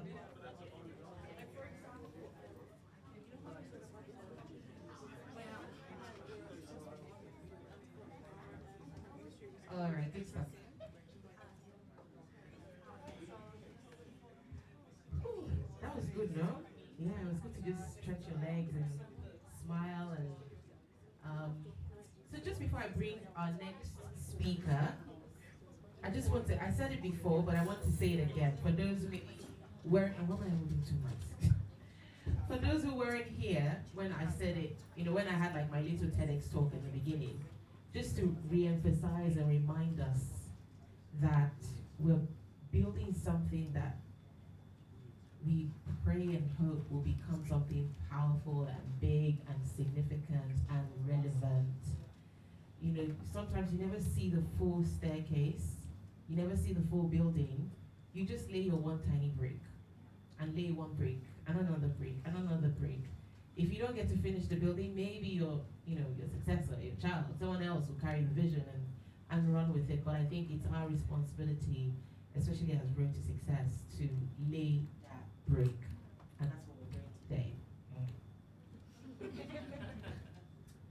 Where was I? Yes. So just to remind you that this is a space for collaboration. Beyond the teaching and just knowing new stuff and getting new ideas, I am hoping that we collaborate together. We've set up a community group on WhatsApp. By the way, I feel like Dubai is the capital of WhatsApp groups. My God. As much as I hate to bring another one, we've created a community, but I understand it's also essential to just reach people like that. So we've created something that can just keep the house together in one group where we can send out quick information. Promise we will not allow any spamming, so it will be mostly locked onto certain points. But we want to be able to get access to you like that. I love what I'm hearing already. Amaka saying, listen, get my cards. This is a good time to speak to me. I want to work with you guys. That's why we are doing this. For me, beyond the teaching, that's stage one. Stage two is how can we create a bridge to opportunities. Matter of fact, there's someone that's already here saying, I want to work with the people that you've brought together. So for me, it's also about not just teaching, but also creating that pathway to opportunities. Same as we're doing with the speakers. Can we find brands who would say, oh, Road to Success, we need XYZ number of people, we have XYZ number of amounts that we want to give or opportunities. And it will be my joy to say, hey guys, guess what? The Dubai government wants to give us money. I mean, you've got to speak it, right? And say, oh, we see what you're doing. We want to dash African content creators 50 billion dirhams. Yes. Road to Success, how can you help us? That's what we want to hear. But we have to start, right? Yes. And as I always tell my clients, thank you for bringing up personal branding. I love it. I feel like my pores just scream personal branding. I always tell people, get your house ready. Get your house ready. You're looking for opportunities. You want to work with big brands. You want to command big fees. But your house is in, shambles. Your house doesn't look ready for the kind of opportunity that you want to attract.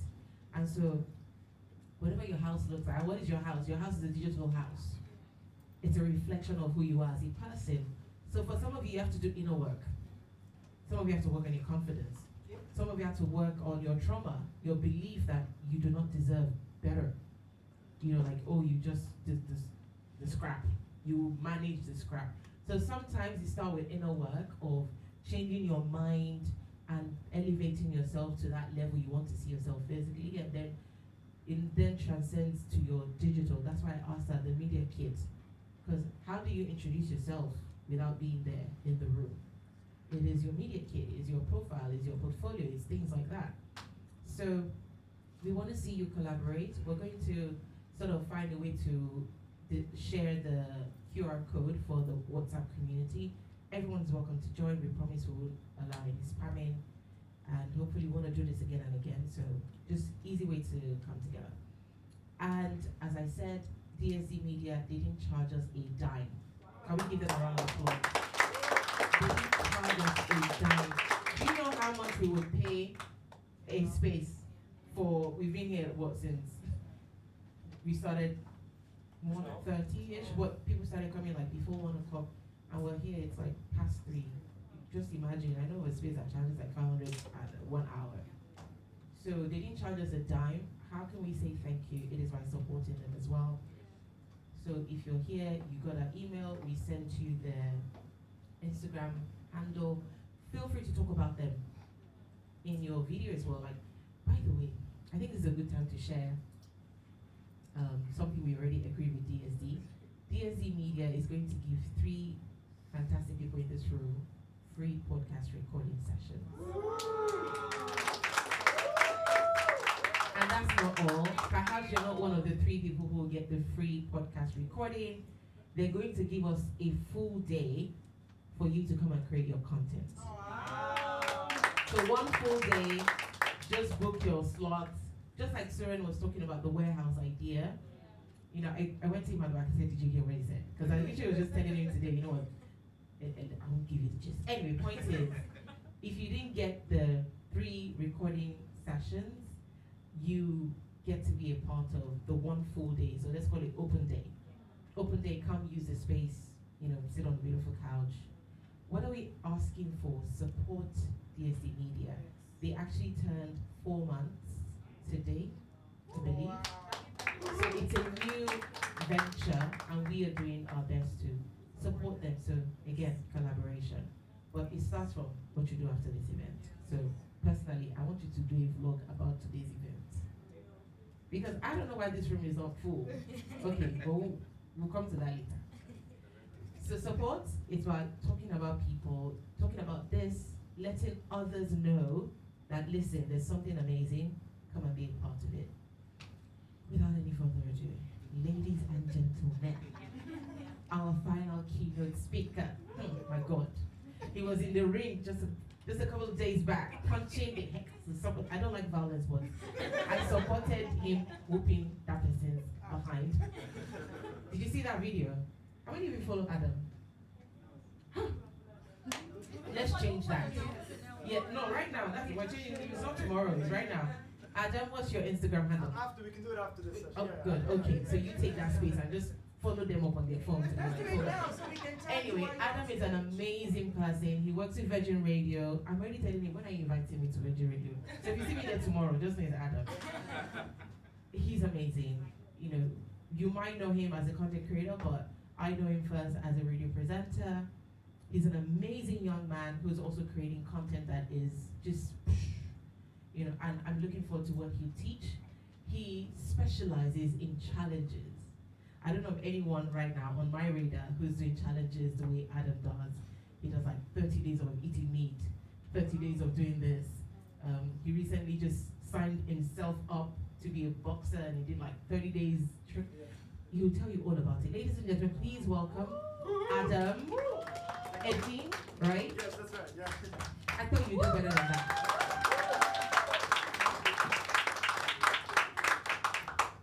Thank you guys so much, I appreciate it. First of all, Suren, Amaka, you guys are awesome. I learned so much from you guys, honestly, I learned so much from you guys.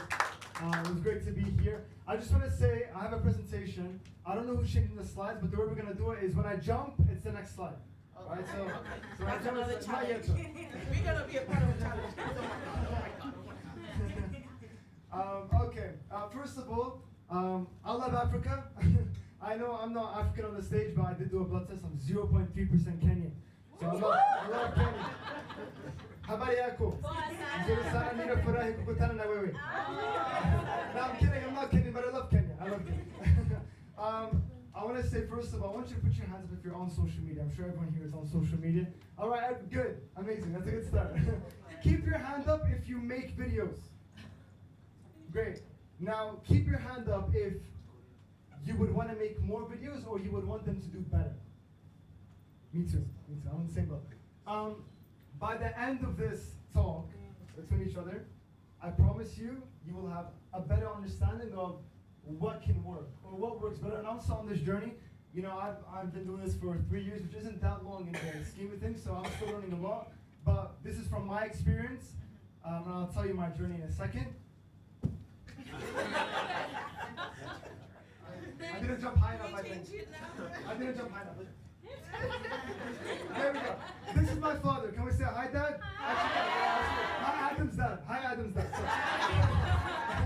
All right, next slide, next slide.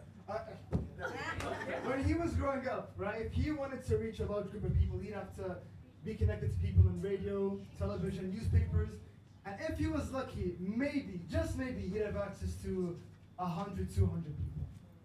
Now, because of our phones, we have access to over 5 billion people. 5 billion. Now, it's not easy, but we have access to that. And that's 5 billion potential customers. 5 billion people you have access to. But the interesting thing is, only 1%, wait, I didn't change the slide, so next slide. It's 2024 now. Only 1% of us are actually taking advantage of it. Only 1%. 99% of us are consumers, and 1% of us are content creators. I'm sure in this room the percentage is a lot higher though. The question is, are you a consumer or a creator? My name is Eddine. You might have heard me on the radio. You might have seen my videos. But I've been on this content creation journey for a few years. And let's go back a few years. This is me in 2015. I still don't have a beard. Still trying. It's still working out. You can give me tips. Please give me tips, bro. But when I started, when I started making videos, I made a video, even 2-3 videos a day on TikTok. And I saw Gary Vee, he was like, look, everyone who wants to make videos, I'm sure you might have seen his videos too. Anyone who wants to be an influencer, you have no excuse. It's the time of TikTok. TikTok was just starting out, it was during COVID. You have no excuse. 5, 6, 7 videos a day. Put yourself out there. And I saw that, I'm like, you know what, I'll try it. Despite all of my friends making fun of me in the group chats, you know how, high school is. It was, I kept pushing, and I made 1,000 videos over the course of a year. And after making 1,000 videos, I was at 200 followers. That's so mean. Horrible. 1,000 videos. Even I have an awesome nanny at the house. I was a lot younger, so like she'd make my lunch before school and everything, and she would record making the lunch. And so she actually grew to 50,000 followers while I was making videos. I'm like, this is like, I'm spending every day, like, I'm spending hours planning my videos. And she's making lunch and recording it, she has 50,000. And I'm at 200. It doesn't make sense, right? But I'm sure all of us have done things in our life that, we wanted to give up. We wanted to stop. I'm sure you can visualize a point in your life, many points in your life. This is a time where I genuinely wanted to give up. I wanted to put the phone down. It wasn't for me. It's not my thing. I made 1,000 videos, but I didn't stop. I met a few people who were influenced. You might know Ayman Yemen, that what you do for a living guy, maybe you know. I met him when he was just starting out, and he was at 30,000 followers, and to me, 1,000 was the dream. So I was like, there's no way, how are you doing this? He says, I just randomly make content. So, people like him helped push me. And then after making a few more videos, my 1016th video blew up. Wow. That went viral. So if I stopped at the 1015, I'd probably not doing anything, So it's so that was the story. So after making that last video, that first video that helped me blow up, I started growing on TikTok. Then I took my videos to Instagram and YouTube, and like Suren said, you said to be on different platforms, right? Yeah. So that's so important. I fully agree with you, because there were videos that were performing well on TikTok that were doing horrible on Instagram, and there are videos that were doing amazing on Instagram that were doing horrendous on YouTube Shorts, right? So you never know. You want to be in every pool, and I'm still trying to get into every pool, every market. Like, I'm not on LinkedIn, which I really think I should be, right? Especially to make more money. I think it's important, right? So 100%. So I'll be taking your numbers. but yeah, that's so 100%. I agree with you. I kept making videos, and let's go to the next slide over here. After committing myself to different challenges, I'll go through a few of them. I stretched every day to see if I'd get taller, because my younger brother is taller than me, and so it's embarrassing. So I grew by 1 centimeter at work, and after making a video every day, during that journey of stretching, I reached 100 million people during that challenge, because everyone wants to get taller, right? And then I did a meat challenge, which Mayo was spoken about earlier, and it's like, everyone wants to see, okay, what does the carnivore diet mean? What happens to your body when you cut out all the chemicals, when you cut out all the sugars, all the processed stuff? I mean, things are more processed than ever, and it's a secondary topic, but I think that topics like this, that people genuinely, you find experts in all these fields, but people don't actually try it. So I like to try these challenges to see the results myself, and I'll take them along the journey. So I did a meat challenge, I did a boxing challenge recently, and by doing these challenges, people follow along, and I'm reaching a larger audience. And I'm learning these rules about videos, these core values that you need to have when you make videos that completely change the dynamic and that help propel you to heights you've never seen. And honestly, for me, my dream for years was to be a YouTuber and all these, and I'm still on that journey, but I wish I had known these things earlier. I wish I had known these things earlier. So let's go to the next slide over here. This is the most important lesson. All right, I have a question. Who here posted a video, it didn't go well, then you say, oh, the algorithm is different, or the algorithm is issue. Who said, yeah? I always blame the algorithm. But here's the truth. For the rest of your life, I want you to change the word. Never say algorithm, replace it with audience. Never say algorithm, replace it with audience. What do I mean by that? The algorithm isn't favoring me. The audience isn't favoring you. It's a hard pill to swallow. But it's all about the audience. Because the algorithm is about the audience. The algorithm is based about how the audience is perceiving your content and what the audience wants to see at that time. So that was the biggest thing for me. And I heard that from, I know this YouTuber, his name is Jordan Matter. I heard him talk about this, and he's the one that changed that for me. Let's get into the 5 big rules. So the 5 rules. Number 1, very important when you make content, be authentic. It's number 1. It's the most important thing.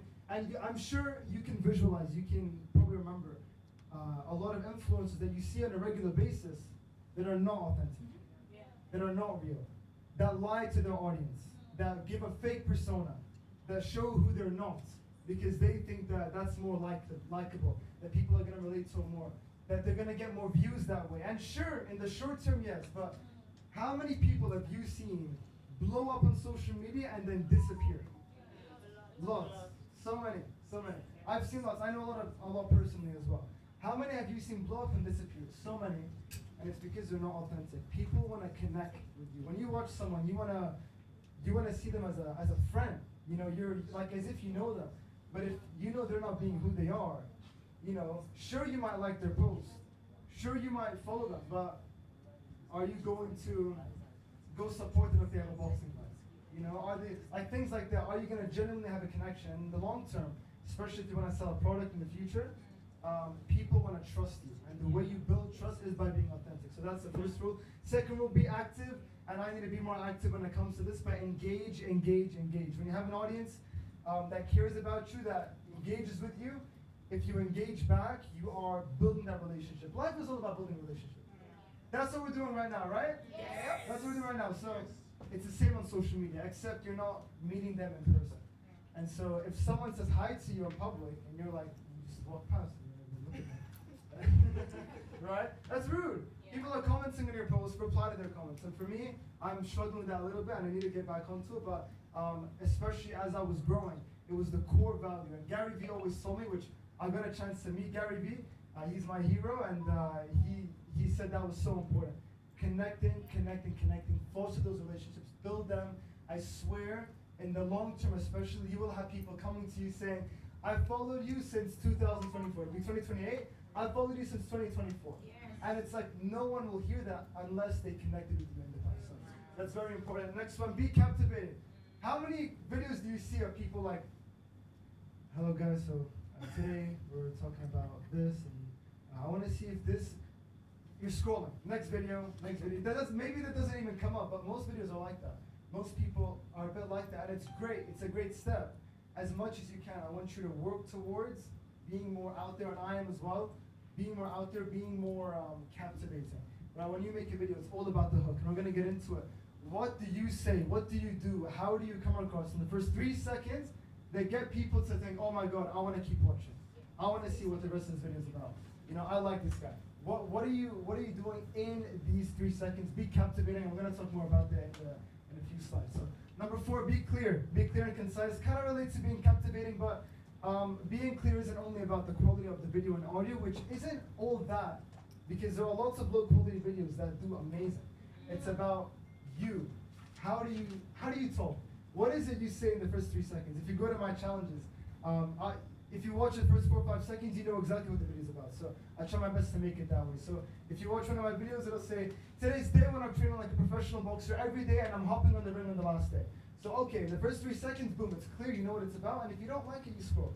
But if you like it, you know what you're ready for. So it's very important to be clear with your content. And most importantly, we all know this, with everything in life, you have to be consistent. Just like your PR agency, right? You want to make sure the people that are part of your agency are always posting, are always out there. So even if it's once every 2 weeks, but at least it's every 2 weeks and you're not having a few months off, right?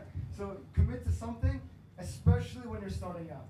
Especially when you're starting out. Gary Vee said 5 posts a day minimum. I'm like, whoa, 5 posts a day minimum. Crazy. But he's like, no, 5 posts a day minimum.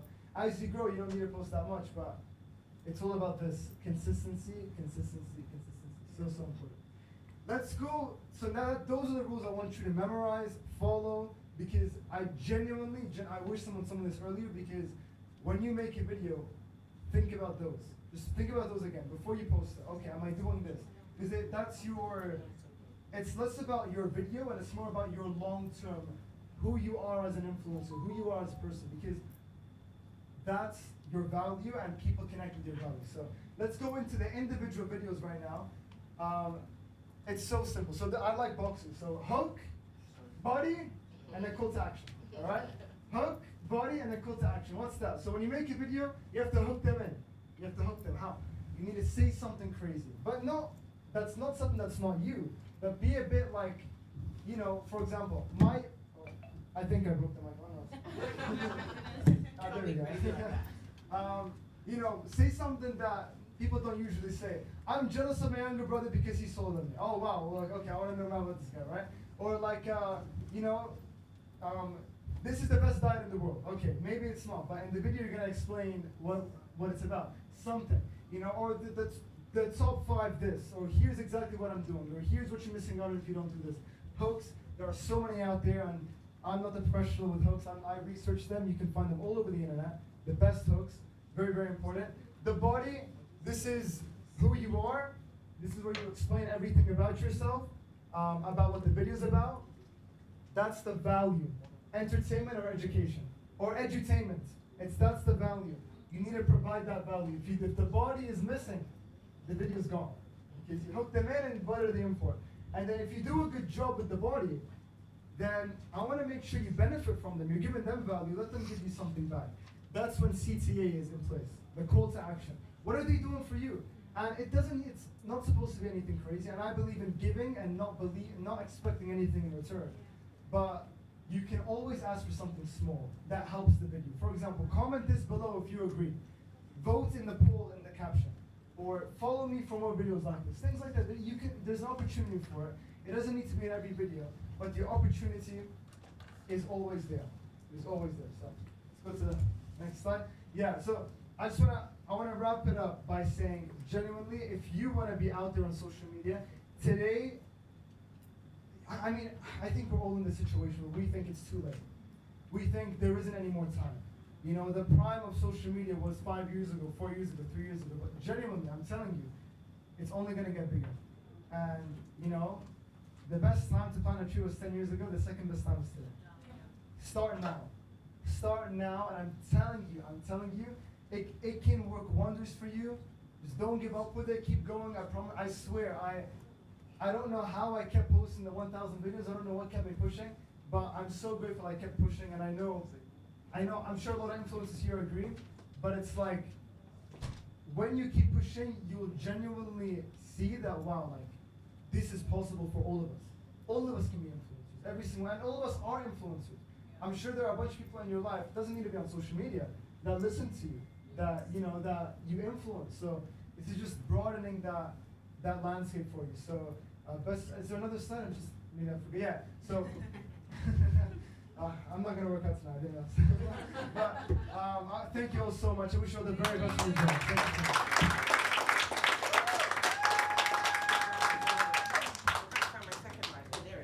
you so much. So do we have any questions for Adam? Do you have a slide with your QR code or your handle? If you just write my name, it'll come up. It should come up. So Yes. Can we do that right now, please? There's no space. I don't know how you're missing out on the amazing content. But then again, we sent you all the handles for all the speakers to your email, so you should have it. But it'd be good if you followed Adam right now, right? Questions? Thank you so much, Adam, for everything. Definitely enjoyed the session of yours. But I wanted to go back to the 5 rules that you stated. So when it comes to like you going viral and you like blowing up, which of the 5 there are like is the main thing that you really had to do for your content to blow up? I think one doesn't work without the other, but I think the number one rule that Chris Fade actually taught me, this is to be authentic as much as you can. Be authentic, because maybe you won't blow up right away. I mean, it took me 2.5 years to see some followers, and I didn't start making money off of social media until the beginning of this year. So it took 3 years to start making money, and it was because I wasn't connected. Now, like I've learned the value of connection in terms of PR and everything, but it's like, for me, it wasn't really about the money, and I hope that's not what it is for you as well.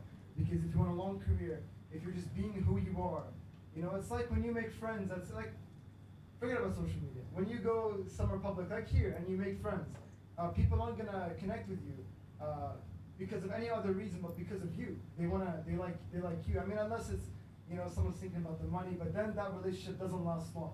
If you want to create a long-lasting relationship in real life, you have to be you in person. If you be you on social media, it translates. I swear it translates. You know, there are so many people, I know personal friends who I tell the same thing to. Just be you. Like, you're a great person. You're a good person. There's no need to show things that you don't have, or like, you know, do it. But in the long term, it benefits you. It benefits you because people trust you, and if you have a loyal audience of 1,000 followers, as you know, Amaka and Suren as well, 100%, it translates so much more than if you have 100,000 followers and almost no one that genuinely cares about you. You need that loyal following. So I think being authentic is the number one thing that meant the most to me and to everyone who wants to get into social media. Okay, hands started popping. Any question? Thank you, Adam. My question, I think, and this has been in my head for so many years, because when I was younger, I used to do YouTube and do stupid videos, and they were funny, but as I got older, I think I struggle with personal brand and professional brand. So in your experience, how do you have your content creator persona and your Virgin radio presenter persona? How do you blend the two together? 100%. I fully relate with you, because when I was making TikToks, I was like, I'll leave Instagram for the professional posts, and I'll only put pictures on Instagram, and I will leave TikTok for me being silly.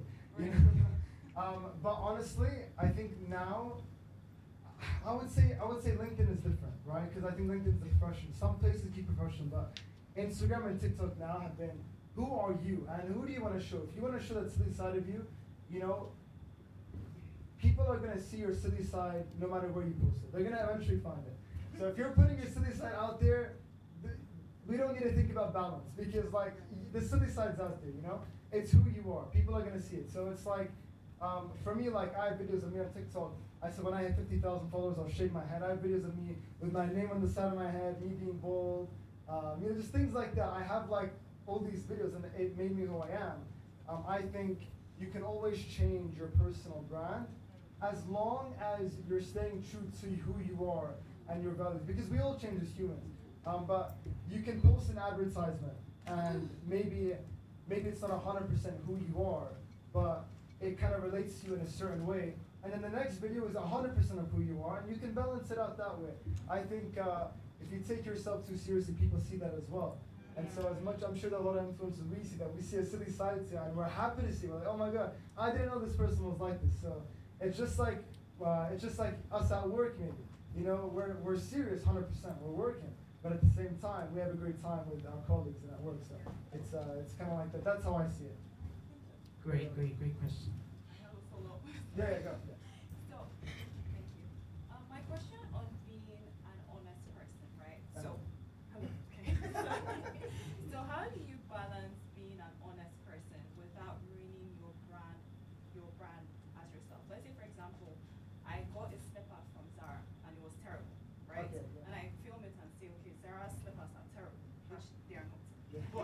that they're terrible, and a different brand sees that. I've just like potentially ruined a collab with the brand that sells slippers. So I feel like when people talk about being honest, being authentic, they don't really define exactly how to do that in such a way that it doesn't ruin your future opportunities, but at the same time you're staying honest to your followers. Yeah, I relate to you. I think it's important to be authentic. If you don't like something, don't say you like it. Unless you're being paid a lot of money for it, then maybe you want to change it. But even that way, you're kind of not sticking to your values in that sense. I've said no to a lot of things that they were going to pay me money for, and I just didn't align 100%. It doesn't work. You don't sleep good at night. You think, oh my God, I'm not saying the right thing. That being said, I'm a big believer in just don't say anything negative. So if you try it on this, you can still get paid for it. You can still work out, but you can say, oh, this is an interesting slipper. It's not negative or positive, but you just say it's an interesting slipper. It's not, I don't like the slipper, because then you're gonna hold yourself in the future. But it's an interesting slipper, or you know, I'd give this as a gift, you know. But you can think, you can think of a way to say it in a way where it's not negative and it helps you. But I'm a big believer in you will not find me, especially if it's paid, negatively, because at the end of the day, it's someone's business. You don't want to hurt someone's business. Then, you know, Zara is a big brand, but like I'm sure there are a lot of smaller brands that we work with that maybe they put a lot of money into something, and if we didn't like it, I would feel bad. Even if I was being honest, I would feel bad saying this is horrible, because then you're hurting someone's business. At the end of the day, it's, you know, they have kids to feed and stuff. So for me, I'm a big believer in as much as you can, just stay positive whilst being honest. So I wouldn't say I love the slipper. I'd say, you know, I'm gonna give this slipper to my mom. She'd love this, you know. So in a way where it's still positive. So that's my answer to that. And is there any more questions? Or? Yes. My name is Grace. So my question is that you were talking about being authentic, right? From the previous 1,000 videos you did earlier, I'm sure you were authentic. But there must be a tweak, something you did that made the videos so they go viral. So what exactly is that thing, that spice, that ingredient that made the difference in the video to start going viral? What video did I make that changed everything, or something like that? What's that thing, that something you did differently that made the video start going viral? It was thinking about how the audience can benefit from my videos instead of what I think would look cool. So it was a video on the benefits of cold showers. That was the video that blew me up. So I was just thinking about, okay, what can, I love cold showers. They, like, during the winter, in the summer it's not possible. But I love cold showers. Because of the benefits, what benefits can someone else benefit from? And so whenever I make a video, as much as I can, it's about how can they benefit. So even during my boxing challenge, the 30 days, it's about, look, this is how I'm training to win my fight. And so if anyone is wondering, oh, what's a boxer's training routine like? That's how it's like. So it's as much as you can focus the content about the audience, you will be fine. And maybe it's not going to take off right away. A lot of my videos that I did with that formula didn't work out, but it's because there are so many videos out there. How are you going to stand out? And you will, over time, you will figure out techniques in regards to how you do things as you make the videos. So, you know, and there are lots of videos that I made that weren't authentic. You know, that's how I learned the lesson. But as much as you can, when you make a video, like, it's who you are, you know, and especially for the face of your account, which most of us are, but I know some are, but especially if you're the face of your account, be true to who you are, because especially when the bad people talk, things get around, and your reputation is everything. So yeah. One last question for you. Yes. Could you stand? Apparently, if you want to be seen in the camera, you need to stand. Hi Adam, thank you. I just want to ask a question where, you posting videos on social media and your page is growing, and then eventually you started seeing decline in your followers and also your views. What happened? And eventually you haven't changed, you've been authentic, you've been posting the same content over and over again. There was a huge growth, and then eventually you started seeing decline. What do you do in that situation? I love this question. I want to talk about this for a little bit. Question for the audience before I answer this. Who's seen their followers decrease and was upset? Yeah, me too. Me too. I'll tell you a story. I lost 70,000 followers in one day. Wow. Naturally, I lost 70,000 followers in one day, and I was smiling. And I'll tell you this thing. So I was kind of praying for 10,000 followers on Instagram. Like that was the 10K, the K. I wanted the K, you know. And then I was hoping for that for years, and then in one day I lose 70,000, and I'm smiling. Well, why? How did that happen? It's beautiful how situations affect your emotions, affect how you feel. I'll tell you something. If you gain or lose followers, it's all for your benefit. If someone's unfollowing you, they were not an engaging follower, which means they're just a number. They were not there in the first place. You can imagine that the number is supposed to be that. It's not supposed to be what it was earlier because they're not engaging. And I'm sure we have a lot of followers, all of us, who don't engage anymore. I know I do. I'm currently at 160,000 followers on Instagram. I was at 330,000 at my highest. And it's because a lot of my videos went super viral and they attracted hundreds of millions of people to my account. And then in a second, the challenge ends and they're like, I followed this guy for this challenge, but he's not doing this challenge anymore. And I want to be true to who I am. I don't want to change my whole content because I have new followers. No, I'm Adam Eddine. I want to make content about who Adam Eddine is. And if people aren't going to like that, they can leave. Period. You know, whoever you are, you make content about who you are and what you like. And if people are following you for something else and they want to leave, let them leave. Yeah. Let them go. It doesn't matter. It's good. It's good. At the end of the day, the people that stay are your true followers, or the people that genuinely love to watch your content. And I think being grateful for who stays, no matter how big or small the number is all God's plan, your purpose, where you deserve to be. And I think you will eventually grow. The number is always going to grow as you keep making videos. And it's not going to be a linear thing. It's going to be up and down. If I show you that Instagram drop, and I dropped 80,000 in one day, or 70,000 in one day, it just looks like a mountain, you know? It's sad to see. But that's how it is, right? That's all it is. Yeah, but then, I mean, sorry, please. The concern is, you know, how were you able to hold yourself? I mean, because, that's the reality is, as you said, you were excited to get to the 10K, yeah? To get to the K. The same thing here. We're going to the K, we're looking at the next 20K, we're at 18 point something, and then eventually started going down. And then that anxiety that, you know, so it's like, what's going on? What do we do? How do we protect it? How do we save it, you know? So that's, how do you deal with that? Yeah, deal with that. I'll tell you, so I was on 202,000 followers, and I was like, please, stay above 200. Stay above 200. Please. It was 199, I'm like, no! Because you see yourself as this person who has this many followers.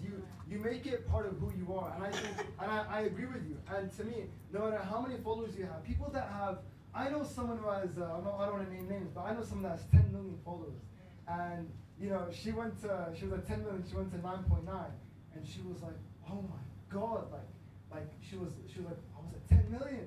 I'm like, you have 9.9 million. What are you upset about, right? But it's like, but when you see yourself as somebody, when you make it part of who you are, I am somebody that has 160,000 followers. When you reach 159,000, it hurts the ego and it hurts you because you made your followers part of your value. But you're more than your followers. And somebody who has a lot of followers doesn't mean they're more valuable. It doesn't mean they have more to offer. It's nothing. That's their job, right? And everyone has like value in the market in different ways. But I think in this day and age, we see people that have followers as more valuable or more respectable. But the truth is, like, you know, we all go to the bathroom in the morning, right? It's like. So I think for me, the biggest thing that helped me personally was I detached the followers from me. I am not my followers. I don't care how many I have. I don't care how little I have. Yeah. I am not my followers. You know, and for me, it really affected me when I was at the 1,000 mark on TikTok. That was, like when I went to 900, that was when I had the same experience. I was hurting that I wasn't at 1,000 because I was there earlier, and my friends were celebrating with me. I had 1,000, then I went down. Right? And you know, I'm sure we have those friends. I hit 5,000 followers. They all unfollow me to make a joke, right? They go to bring it back to 4K. But the thing is, if you detach your value from the numbers, even with everything, I think this can be a bigger thing. Like with money, with everything in life, we're all humans. Like, as humans, we all have value. And at the end of the day, like no matter how many followers someone has, and I think that's where a lot of influencers get a bad rep, because they think they're better than someone because of the following they have, and that's not true. And if you see yourself as anything less, because that's the hurtfulness, because you're losing followers, I think it's a deeper thing that we have to deal with, and I have to deal with that, and I still deal with it myself. I think that's a good place to give Adam an amazing Thank you so much, Adam. Thank you. It's been an amazing, value-packed event. I'm like sorry to those who are not here because they sure missed. Okay, so we're gonna go on a quick, just a 3-5 minute break, just so you can rest your ears. We're getting nearer to the end of this whole, unfortunately, but I can't keep you forever, so that's like abduction. We'll have a short break. We'll have water passed around, something to nibble on, and then we rearrange for our panel. So we're going into a panel.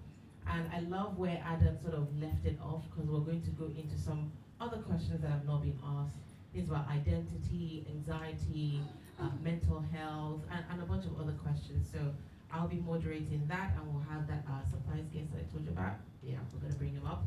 So this is a good time to stretch your legs again. And then team, Road to Success team, can we have the snacks and the water now? Thank you. If you want to quickly meet with someone, get that card from Amaka, it's a good time.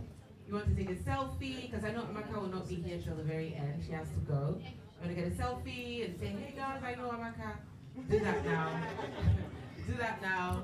Feel free to just move around as you wish. If you want to get a bathroom break, you can do that now as well. It's in the back. Oh, there's one here? Okay. So you want to use the bathroom, it's a good time to do that. I will be back shortly. It's been a long time. It's been more than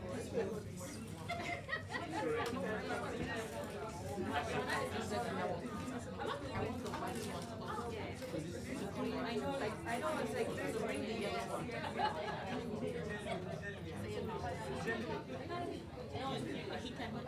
I do. we are in the same place.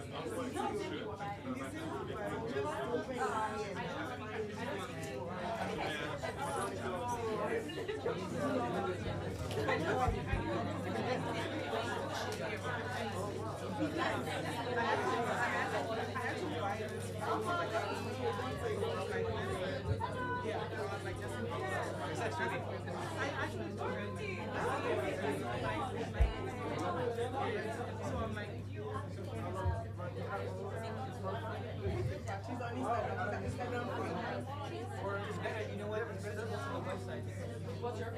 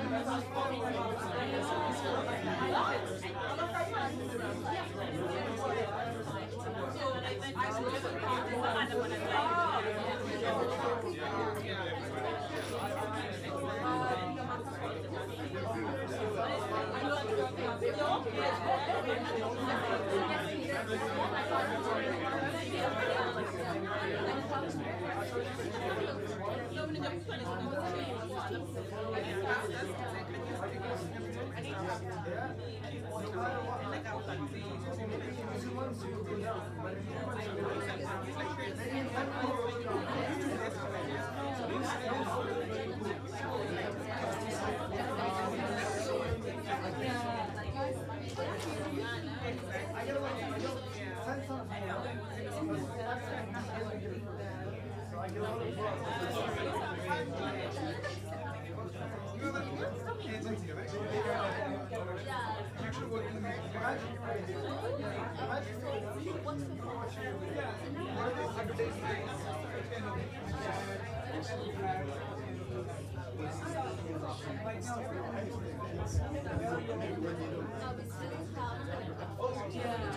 Ready for one?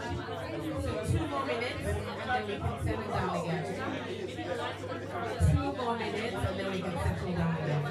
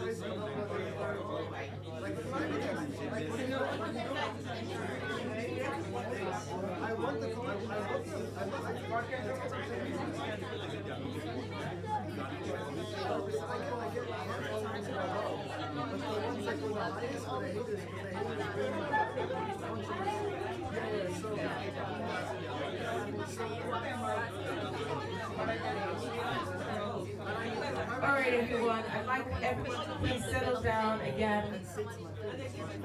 5 more minutes. Okay, 5 more minutes.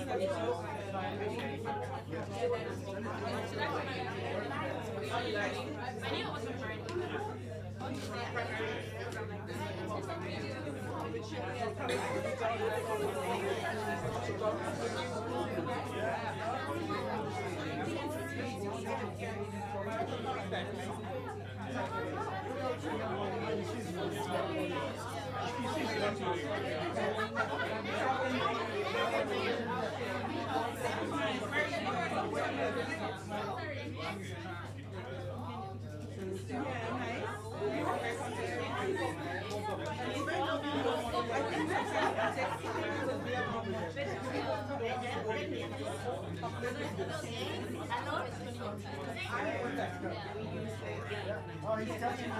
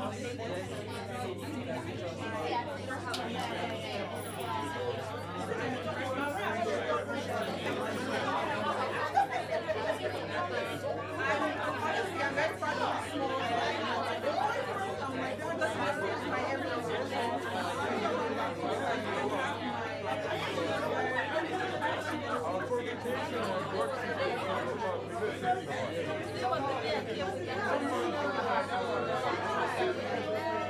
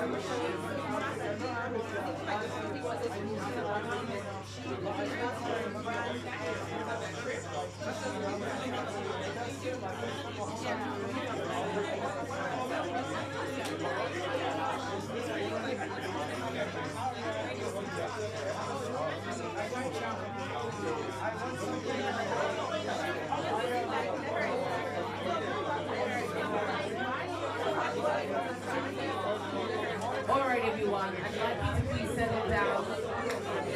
Settle down. It's not the end yet. I'm gonna count to 10. 10, 9, 8. Whoever is still standing at 1 is giving me 5,000 dirhams. If you're still standing at 1, I'm getting 5,000 from you. 7. Ooh, people don't want to give me money. That's bad. 6. 5. If you're still standing at 1, you give me 5,000 dirhams. 4.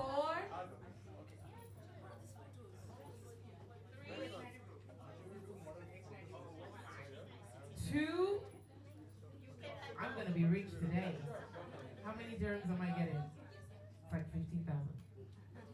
Wow. Nobody wants to give me money. Come on. Don't I deserve 5,000 dirhams from you? My God, this life. What to do? All right, guys. We're going straight into the panel session. I'll try not to make it too long. We'll make it really quick, sweet, sharp, and just wrap this beautiful day up with that panel session. But before we get in there, do me a favor and scan this over here. As you know, that Road to Success has got a podcast. We shot season 1. We did 17 episodes. My God, remind me not to do that again, because that took a chunk out of it. But how can you support what we're doing? It is, subscribe to the channel, watch the videos. I'm sure you'll get so much out of it. Like, if you love what has happened today, so imagine what we put together in a podcast. It's going to be amazing. Real conversations, real people, real stories, all of them from this same country. You definitely get inspired. You'll learn a thing or two. We've got people from all walks of life. We've got someone who started a food business from her kitchen. Today she's known as Dubai Niger Foodie. I don't know if you know her. She's like top Nigerian food vendor now in this country. She's like high up there, but guess what? She started in a kitchen, and she didn't let her husband know that she was starting a food business in the kitchen. But today it's become such a big business. She's from there gone into real estate. She's making a lot of money, I can tell you that. Stories like someone who came here was working in a mechanic shop as just a helper. Today is an MC. He's hosting events. He's doing weddings. He's doing hype man. He's doing so much more. Like, so many stories. We've got my good friend Christian, who works with Dubai Tourism. Every person on that podcast is someone worth listening to. I never can tell tomorrow. You just might be my guest on this podcast. So please, would like you to.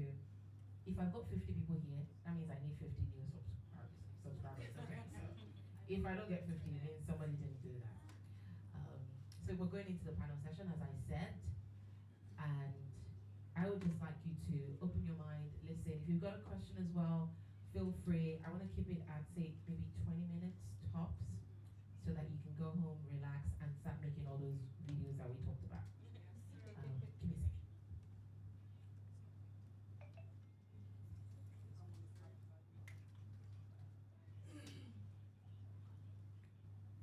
Thank you. I had to get a little bit of expo over there.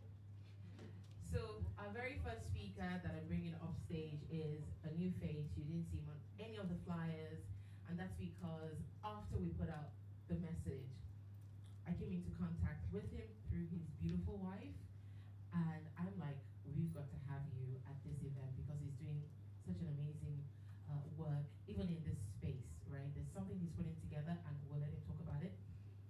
So please make welcome. Need that. Need it again. I want to get it right. I don't want to make any mistake. Please make welcome Delvin Roshan Williams, founder of DRW Communications. Please make him feel very welcome.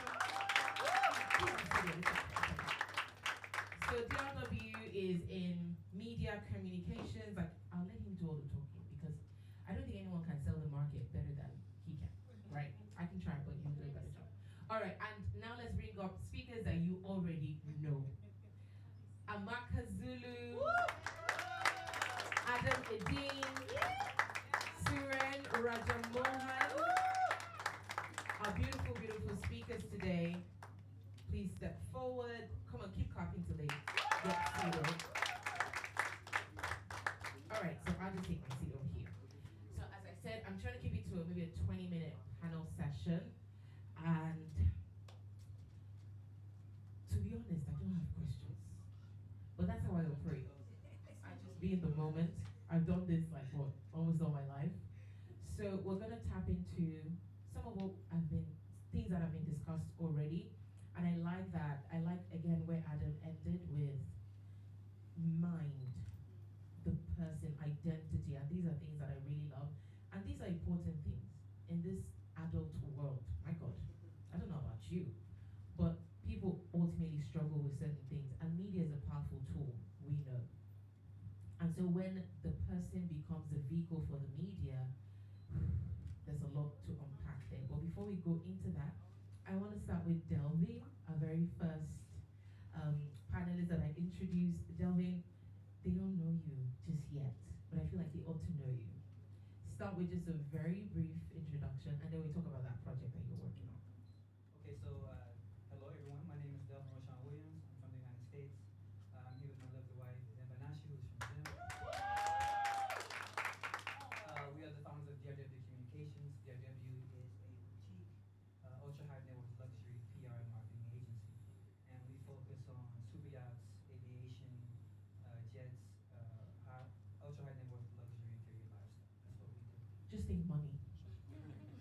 Money. But we went through a lot to form that concept. But before that, I was a luxury journalist, and I wrote for 3 of the biggest publications in the United States. And I kind of basically parlayed those connections and that experience into what is now PR agency. Again, don't forget the Wasta. Wasta. You go out there and you start saying Wasta. You're like, what are you saying? Wasta. You've listened to, all the speakers. You've soaked in what this idea is, even through all the presentations. I know your mind must be buzzing with so much. Just give me initial reactions to what we've done so far today. I loved it. I thought it was amazing. I thought all the speakers were excellent. They came not only with the knowledge but with the experience. And I think this is information that, if I can say it, we as the people, as Black people, need, because it's not just simply about having a brand or being an influencer. It's about execution. And that's one thing that we stress: executing at the highest level. We talked about that in our conversation. And I think what you heard today was a masterclass or beginning a masterclass or intro into that. And that's really important. So I personally learned a lot. I really enjoyed it, and I look forward to learning more from you. Fantastic.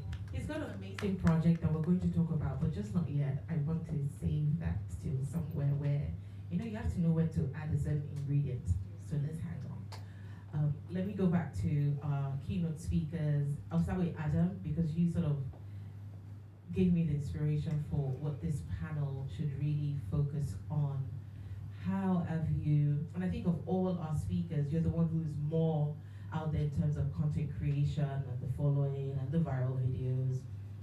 Talk to me about managing your mind, your heart, and your identity when, to be honest, it's so easy to link our identity to the number of followers. We invest so much time, money, sleep, into this content creation. How do you manage all of that and make sure you don't lose yourself at the core? And I'll make it even sweeter. You have people who lose their accounts and it's like they've lost their lives. It's almost like they hack you, everyone's going crazy. Oh my God, it feels like somebody robbed you of something. How do you navigate that space? To answer that question, I'll tell a quick story.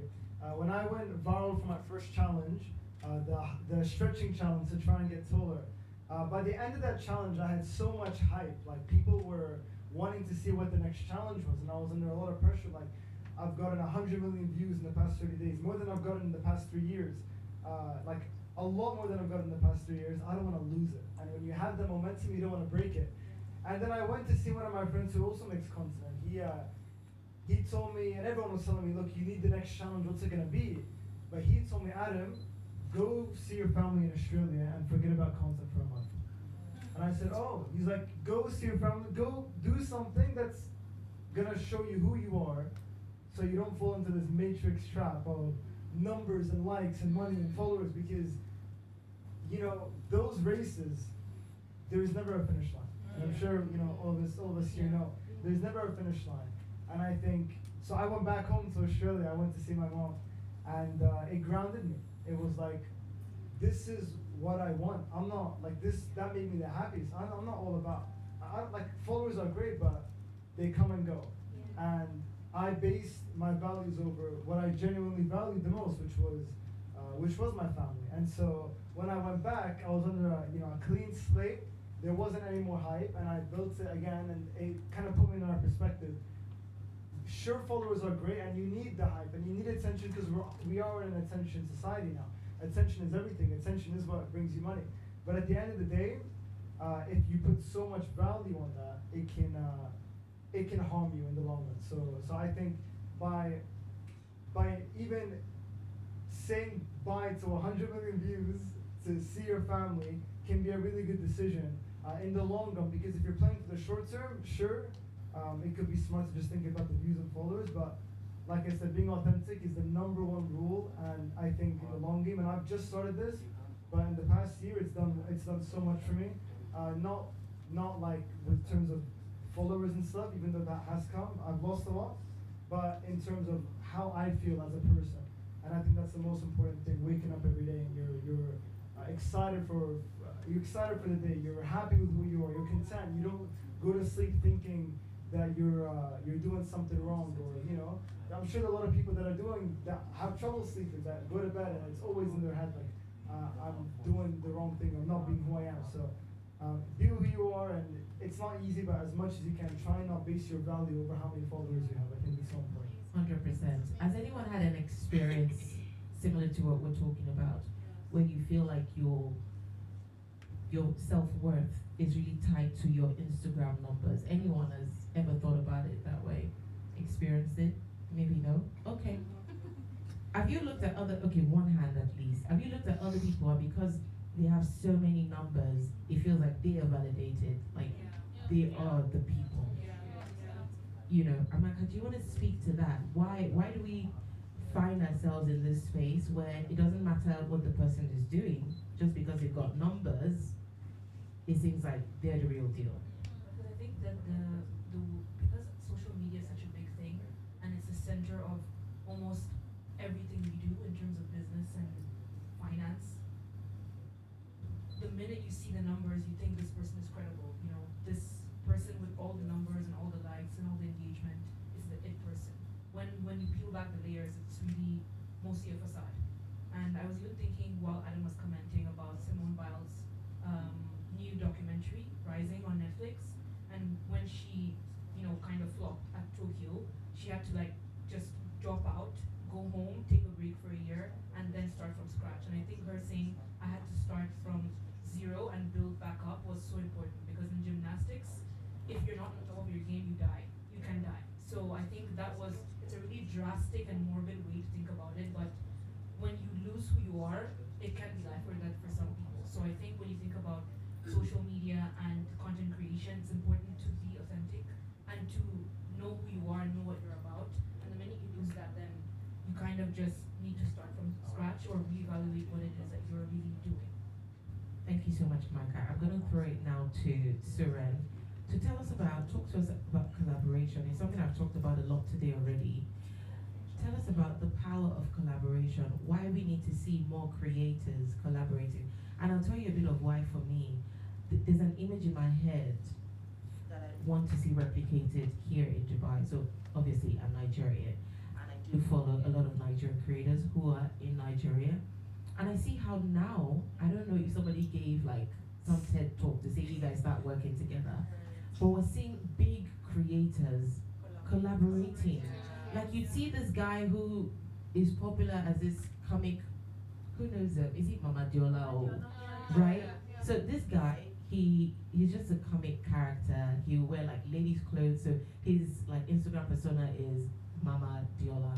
So he acts like all these traditional women who are obnoxious and just rude and I'm an elder, but they're being rude. And was seeing him collaborating like a food creator. They're not necessarily cooking.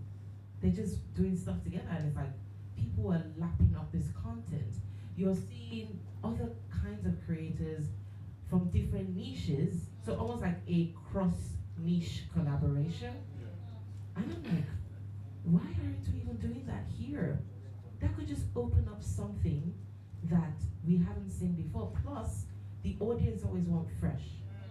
But in Dubai so far, I haven't really seen as much collaboration. Can you talk to us about what could potentially happen when we think outside of the box and begin to collaborate? Sure. So again, talking about Nigerians coming in. So hats off to all the Nigerians. Now the visa is it's a good thing. So we'll be getting more creators coming over to Dubai. Again, Dubai people coming in, they know Dubai is the content creators capital. Yeah, it is a content creators capital. So the reason of collaborators, people would have the two things: either they want to grow quickly in their niche, or they've reached a saturation point in their particular niche. So let's say someone who's foodie is reached out, and then people know the content style, the people, the followers and all of that, and the businesses know, the communities know him. And then of course you're gonna reach a saturation point where there is an untapped market which you do not know. For example, it could be fashion, like if the guy or lady, it could be fashion or travel or some fun, cool things, events and exhibitions and things like that. So that is a totally different market which they want to cross over. That's a right word. They want to cross over. Again, more market means more followers. You grow. Eventually, if it hits, you make more money. So that's where top creators, once they reach a particular point, they want to experiment. And over a period of time, you would have got that experience. Okay, I can do this. Let me experiment. I've reached a point. Let me do other stuffs, other niches, and such. So that is for the already the guys who have already done something and reached a several point. Other people, for example, okay, I'm going to start. I do not know what. I've just got into this industry, and they might think, for example, okay, fine, this particular brand, though it's different to mine. Let me piggyback on them. Let me see how far this goes. Okay, I dress in a different way, or I speak in a different way. Is that something maybe, or maybe I sing or I dance, I can get things go viral with them. So it'll be, they would benefit. It's a low risk for them engaging with you because you're just an up and coming creator. So these are the two things I think people would try to collaborate to a different industry or different niche. Usually in their own chosen field, they go extensively and collaborate. Now, of course, there are rewards to it, either monetary or high-end experiences which get exchanged. So that's why people would not stop collaborating. So I just want to encourage all our audience, reach out to businesses, do find what is working, reach out to certain businesses. I'm sure Amaka will know as well. People reaching out to you, hey, can I collaborate? Would you will be getting so many mails. So don't stop, keep going until you hit your jackpot. Jackpot. Amaka, I really want to come back to you real quick before I come to Delby about this cross niche collaboration. Because with you, when you spoke, you said, focus on your niche, build credibility, which is a good thing.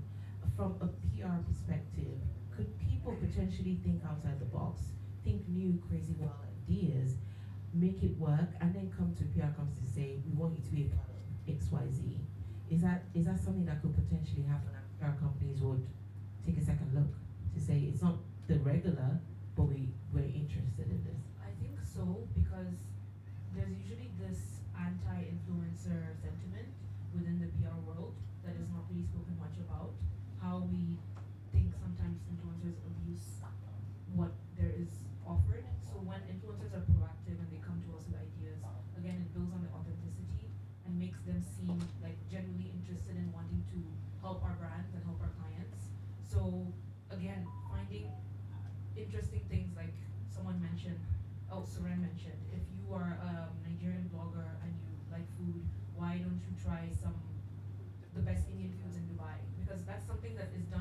countries a lot, where like Nigerians living in China will, you know, be speaking Chinese, and that's their whole platform, that's their niche. But I think sometimes in our communities we box ourselves in so much that if you're not doing anything Pan-African, nobody knows who you are, which I think is a huge problem, because in order to reach the masses, you need to be very on the pulse when it comes to the Middle Eastern food trends or Middle Eastern lifestyle trends or Asian lifestyle trends, because that's where the majority of the population is based. So unless you're tapping into those markets and those trends and branching out, you're just going to be too lost in. So I really think it's important to, yes, find your niche, but also try something new, because that's also another avenue that might make things click, and then you have more opportunities to come in. I feel like you want to say something. Yeah. Personal branding or branding in general is about three things: image, personality, perception. And when you're building a brand, I was talking with Adam about this. I said something really that I think is really important, and we have to be led by this. Your brand, once you've become comfortable with it, you've got to have proof of concept. And your brand has to work in Dubai, Abu Dhabi, Kuala Lumpur, Lagos, Dallas, right? It has to work internationally. It cannot be, I'm not saying you're wrong if it is, if it's local and that's your thing, fine. But if you want to cross-collaborate, cross-niche collaborate, make money, appeal to broader groups, then you've got to have a brand that is global in its framework. Local in its outlook. You know what I'm saying? So you can be a Nigerian or a Ghanaian or Ugandan blogger, right, or influencer, but your brand speaks to everyone around the world, right? And who's more influential in the world than black people, right? So it doesn't mean just because you're from Africa or you're black. And sometimes we have this internal war with ourselves. No. You know what you're doing, execute at a high level, and give it to the world authentically, as we've been told, and the world will respond to you. But you've got to have proof of concept, and you've got to make sure that whatever you do in Dubai, Abu Dhabi, will translate in Dallas, Hong Kong, Malaysia, South Vietnam, wherever. And that's how you know you got something. I like, just hold on to the mic, I'm coming to you with another question. But before I ask the question, which is still like a follow-up question, Amaka reminded me of something that Suren's presentation just reminded me of. So my husband and I like to go to this Pakistani restaurant in, no, it's not even one of them. It's in Al Barsha. It's called Iqbal Muhammad. It's literally one of those, girl, it sounds grassroots. Literally, it's in Al Barsha. We love to go there for their chicken curry, and the roti is fresh and hot. If you don't know what roti is, you're missing. But here's the thing, each time, not roti me, we don't eat humans here. Each time we go there, I've never seen any other black person in that place. Yeah, and each time we go there, they always looking, I mean, now they know us because we've been going there for like years. Whenever we have friends, we're like, listen, forget the posh, let's take you one place in Al Barsha. So definitely, I believe it's something that will work. That novelty that comes with it. So feel free to explore something that is not the typical. It will work. Because people always look at us like, oh wow, this people are here. And we sit down, we eat. So it will work. So coming back to you on, you were talking about image, perception, personality, and I'm wrapping all of that into branding even. And you are someone who deals in luxury. How does the way we present ourselves command what we ultimately make? Let me ask it in another way. Can the way you present yourself influence what you command? Absolutely. People will pay you what you demand and what you're worth. But if you don't show what you're worth, don't expect them to offer you what you're worth. You know what I'm saying? Make sense? Yes. So let me go through the branding on 3 different levels. One is image, personality, and perception. The other one is strategically guiding people through the process of building perception through images. You understand? I think you need to say that again. Okay.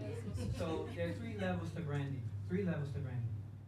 One is image, personality, perception.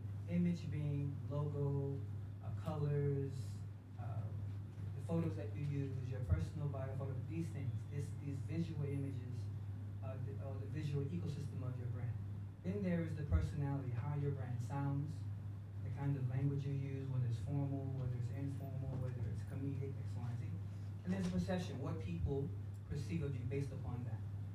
The other layer of that is guiding people or shaping that perception through logo, images, colors, tone, messaging.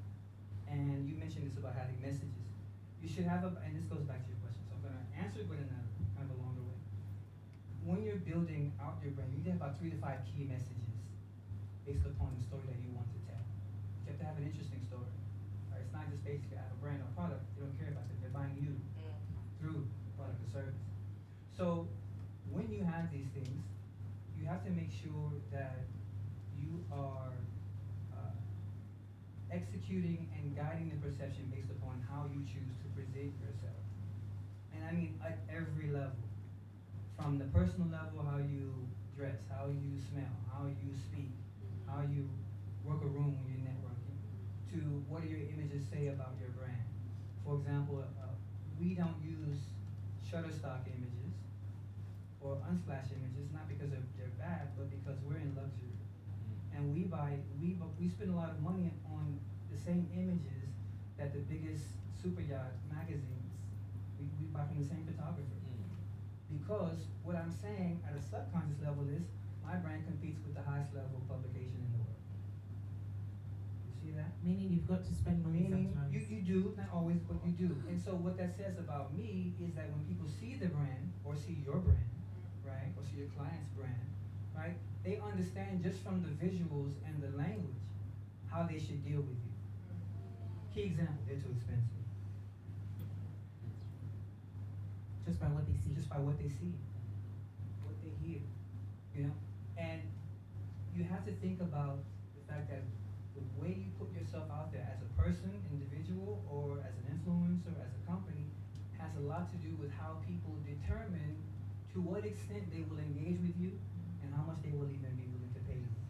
Yes or no? Yeah. 100%. Very key, very, very important. So that's really, really key. And I think sometimes it's good to start, but as you start, you have to refine. I don't think people should, and I'm guilty of this, trying to get it perfect before you deliver something. That can be not the right move, right? So you want to start, but you want to refine it as you go. And the collaborations can help you actually refine that concept because you're learning from other people. So that's really, really key. Bravo. Adam, I'm coming to you, and I'm beginning to wrap it up because I said I don't want to keep this too long. If you have any questions, feel free to ask. Adam, I want to ask you about always showing up and doing better than your last best, if that makes any sense. Is there any point where you feel like you've arrived, and I know that's not you, but for the benefit of the audience and sort of sharing and teaching, do you ever just say, okay, you know what, yeah, I'm there, and I don't go hard anymore? Do we have to keep showing up, keep going hard, keep inventing, keep trying, keep knocking on doors even? I think throughout life, it should always be that way.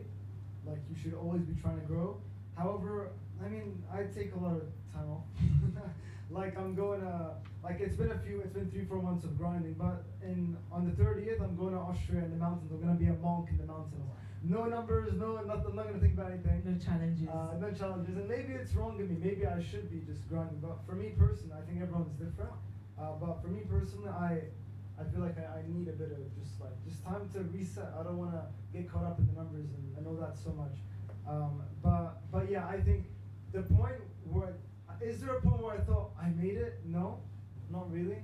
I don't think I made it, and I don't know if that feeling will come. It's just more of like, I've literally just started.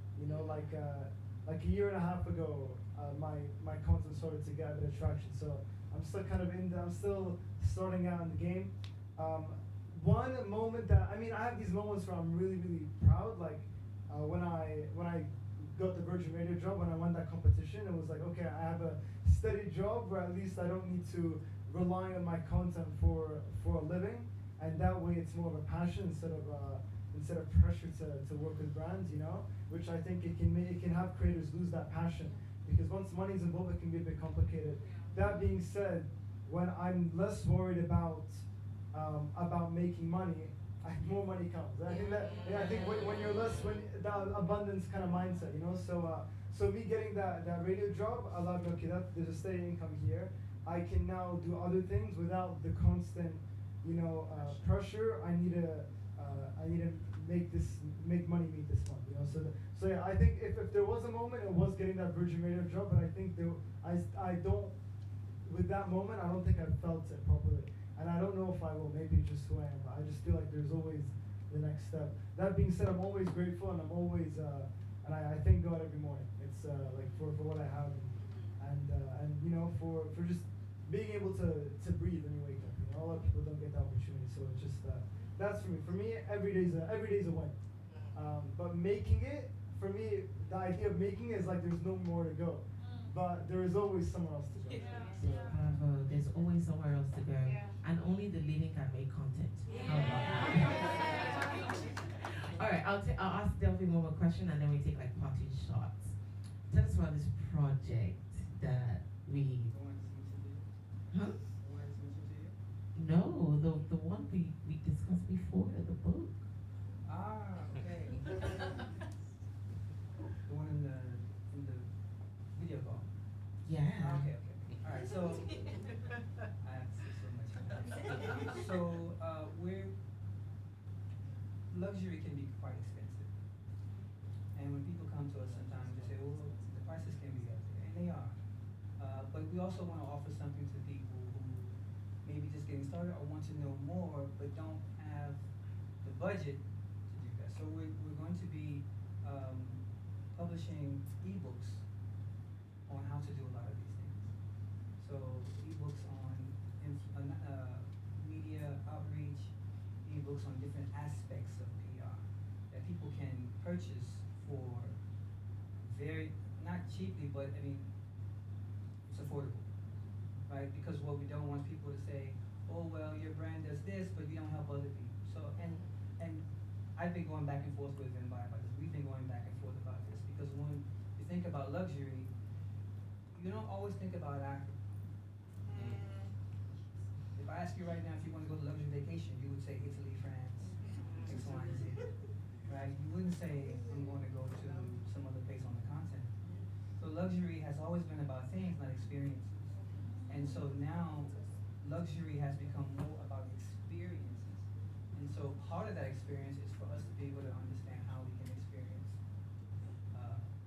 luxury in different ways. So we're going to be dropping some ebooks on that at a very affordable price for people who want to do that. And if some of our influencer partners would like to be involved in terms of interview and contributions, we can do that. And then there was one thing you told me just today about you. Yeah, okay. I was very inspired. Open up the bag. I was very inspired by this. I really enjoyed it, and I don't get out much. So when I came and I was listening, wow, that's really interesting. And I have a habit sometimes of saying something and then I will go, Too late. I heard it. So I've already said it. I've already mentioned it, and I'm going to follow through with it. What we'd like to do is to do a workshop for the community, free of charge. And the workshop will be on the basics of media outreach. So we don't want to do the whole, we don't want to get the whole thing. But there's some things you need to know. What should be in the press release? What should be in the press kit? What are the different types of outreach? Okay. How do you write those emails? What should you be including in this material? And this can get you started in terms of building your own personal brand.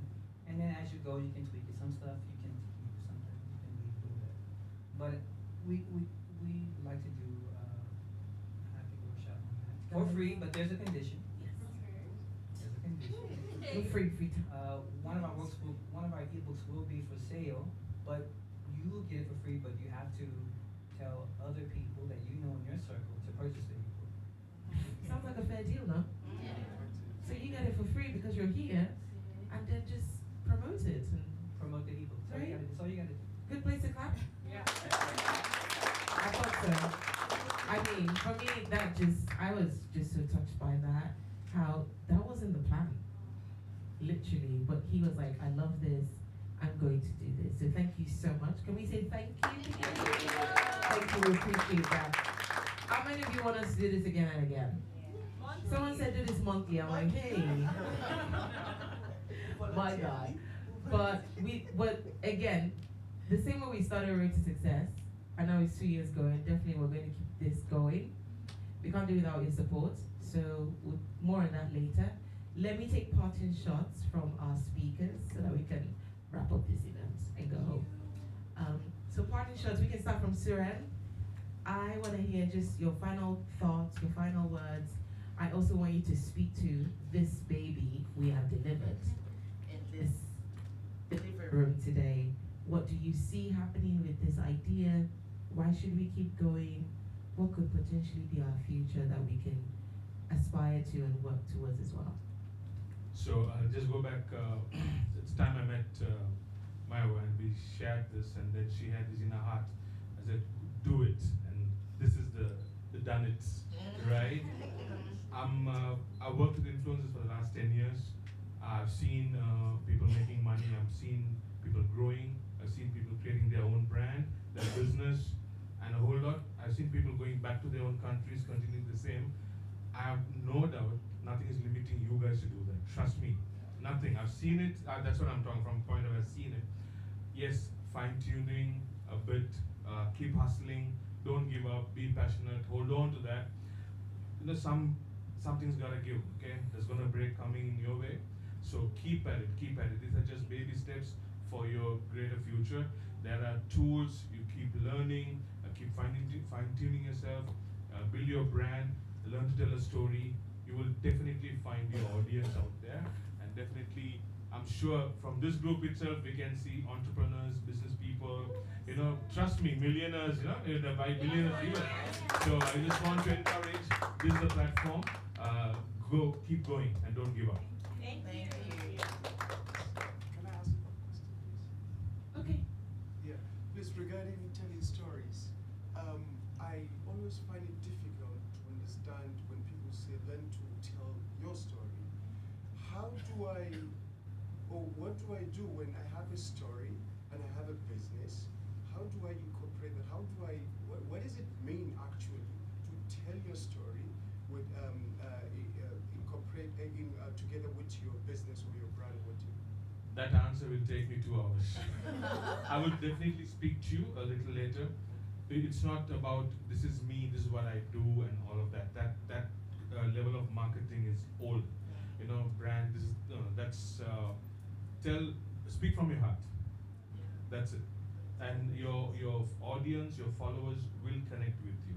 It's a long answer. I don't want to take much. I would definitely like to speak to you afterwards and tell you, because we have helped people telling that story. It's not the color, it's not the jazz, all those branding and everything is there. But what the brand does to the people, the experience, how it changes a life or touches a life, that's the story. That you tell them how use all these tools and tell it to them. But then that's another huge topic itself, storytelling. I'll talk to you a little later. So maybe that's the topic of our next meeting. I want to thank Mayo and the whole team and everyone who showed up. This week, you guys for coming through. You know, like you said, Suren, you could be anywhere. It's a Saturday. You could be doing anything, but you're here to learn, and I'm here to learn as well. And I think having a network like this, all of us, you know, I think it's very powerful. You know, we're stronger together. So I would like to end it on something that one of my friends told me when I was kind of changed my career. It was you're one video away from your entire life changing, and it doesn't only apply with videos. You're one meeting away. You know, whatever it is. But for me, it was video. And you're one video away. It just takes one video for your entire landscape of how your future is going to look like to change. You know, and so whenever you feel like maybe this isn't for me, and the devil's talking to you, right? You just tell this to yourself. Just say, it could be the next video. Because it could be. You never know. You never know. The diamonds could be right there, but this wall of dirt blinds you from seeing it. So that's my message. Thank you so much.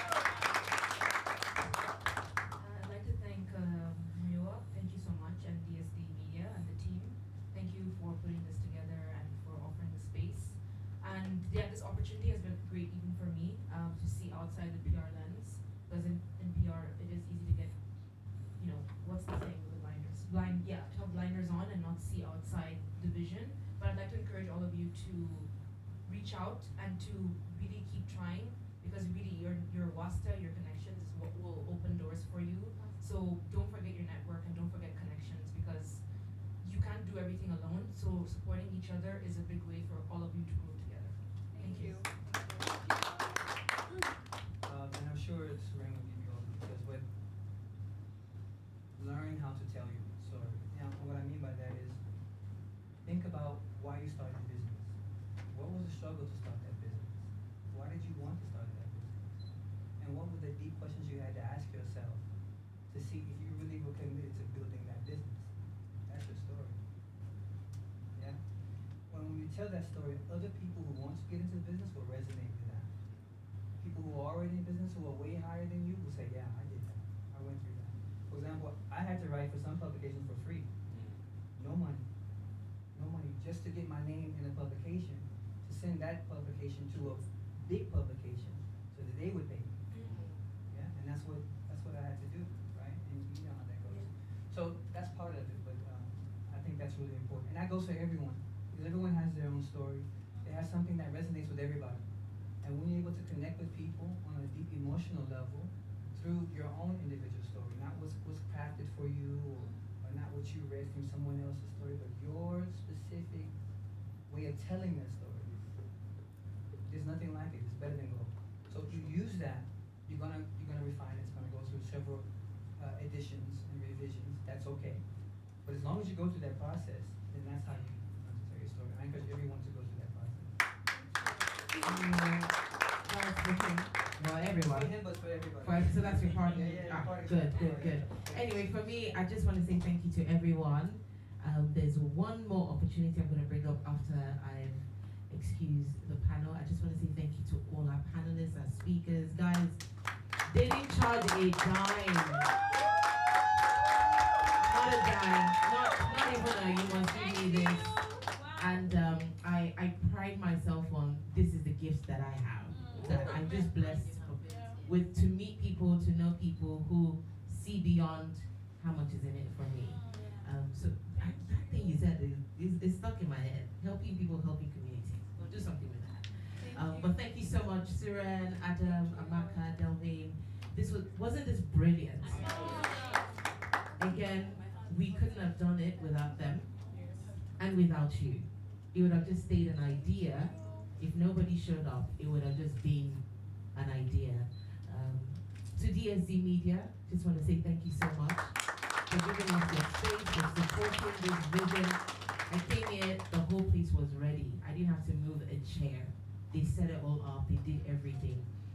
More on me at DSD Media, we will send to you. And again, don't forget, we're giving 3 people free recording sessions, and it's very simple. We want you to do a vlog about today's experience. If you took any videos, you took a picture, we want you to do a reel, something, and of course tag us. So DSD will choose top 3 that they like the best, so you've got to put in effort, okay? Don't just put a picture with music.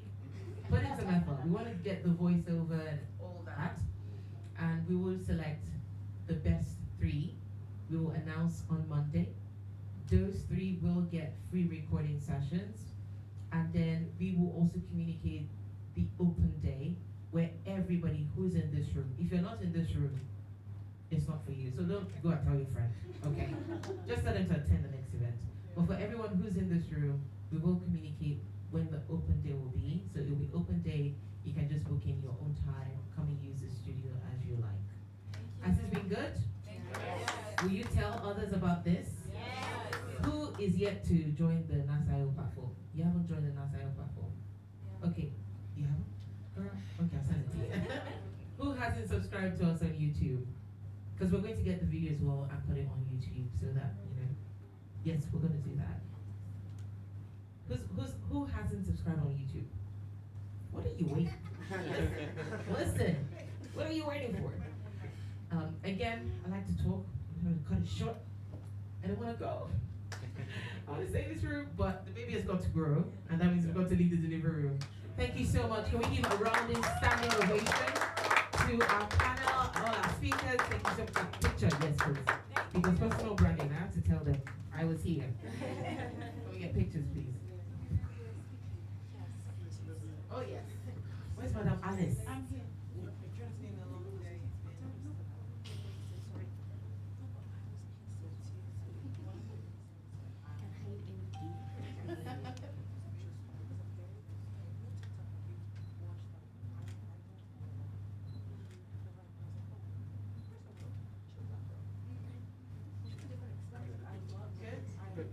Good size, okay?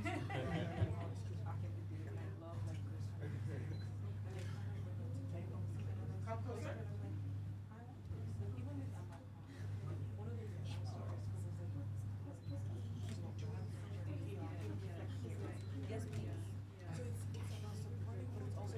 Great, thank you so much. Can you give them a round of applause as they go back to their seats? So before I did, yes, please give them a round of applause. One last announcement and then we call it a wrap.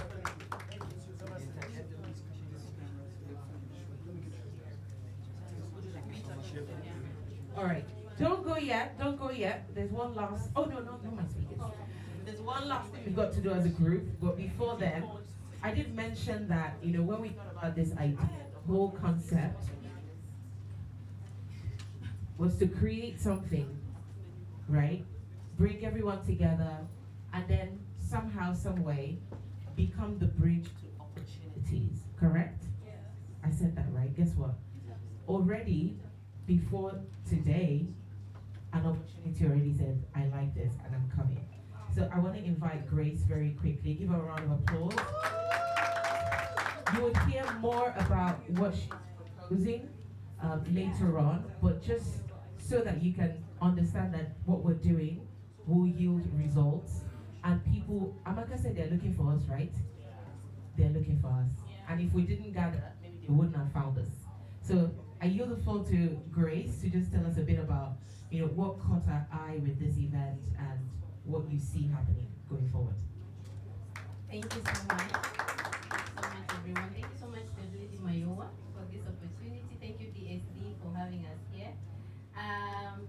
For me, what caught my eye for this, I'm not a content creator myself, and I'm also not going to dive into that field.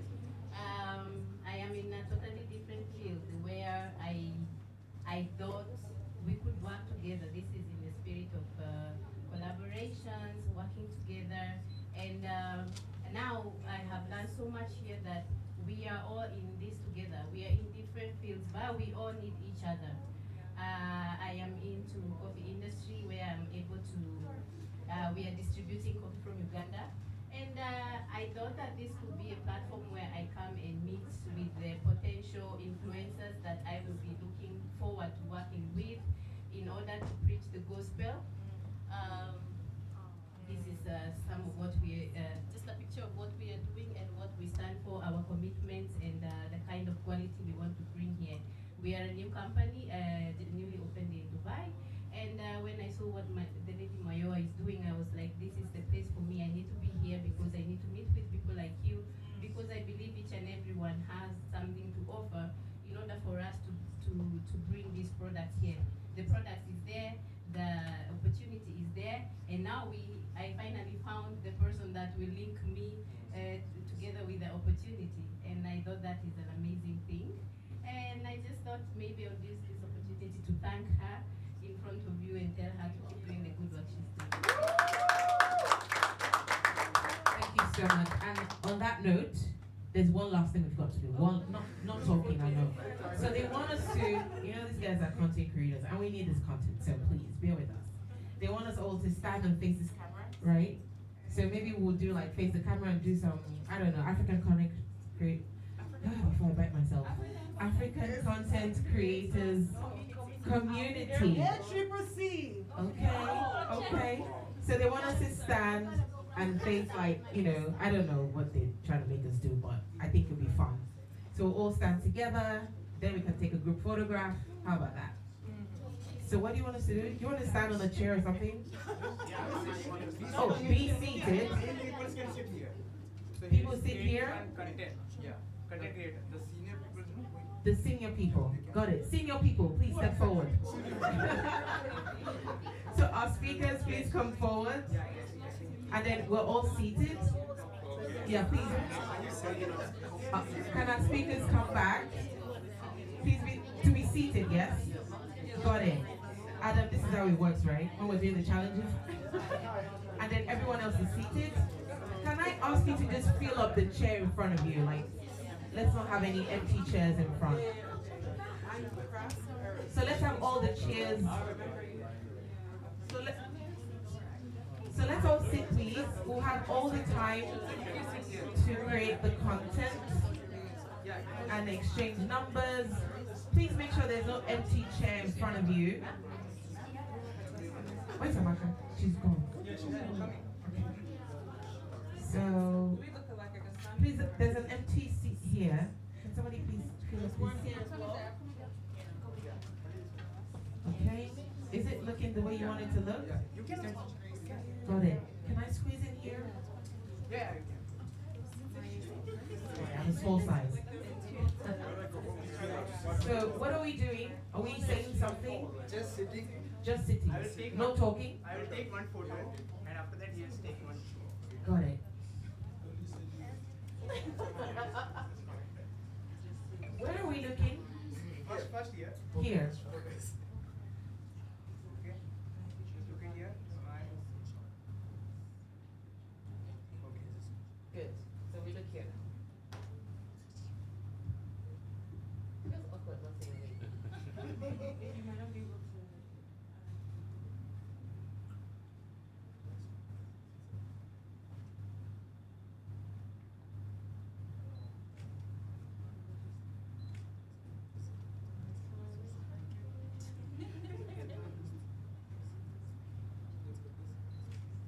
All good?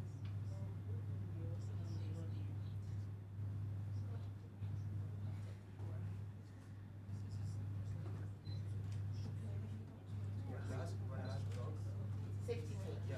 Now you can like Okay, so give thumbs up. we've got to Now you do can the one do where we thumbs say up. the African content creators community. We've got to do that. Okay, 1, 2, 3. African Content Creators Community.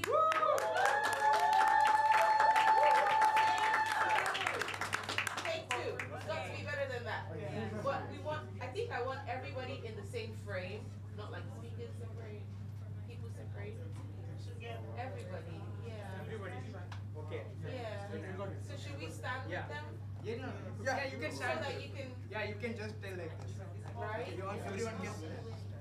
Yeah, that's the content. It's on pretty sides of content creation. Yes. Yeah. All together, yeah.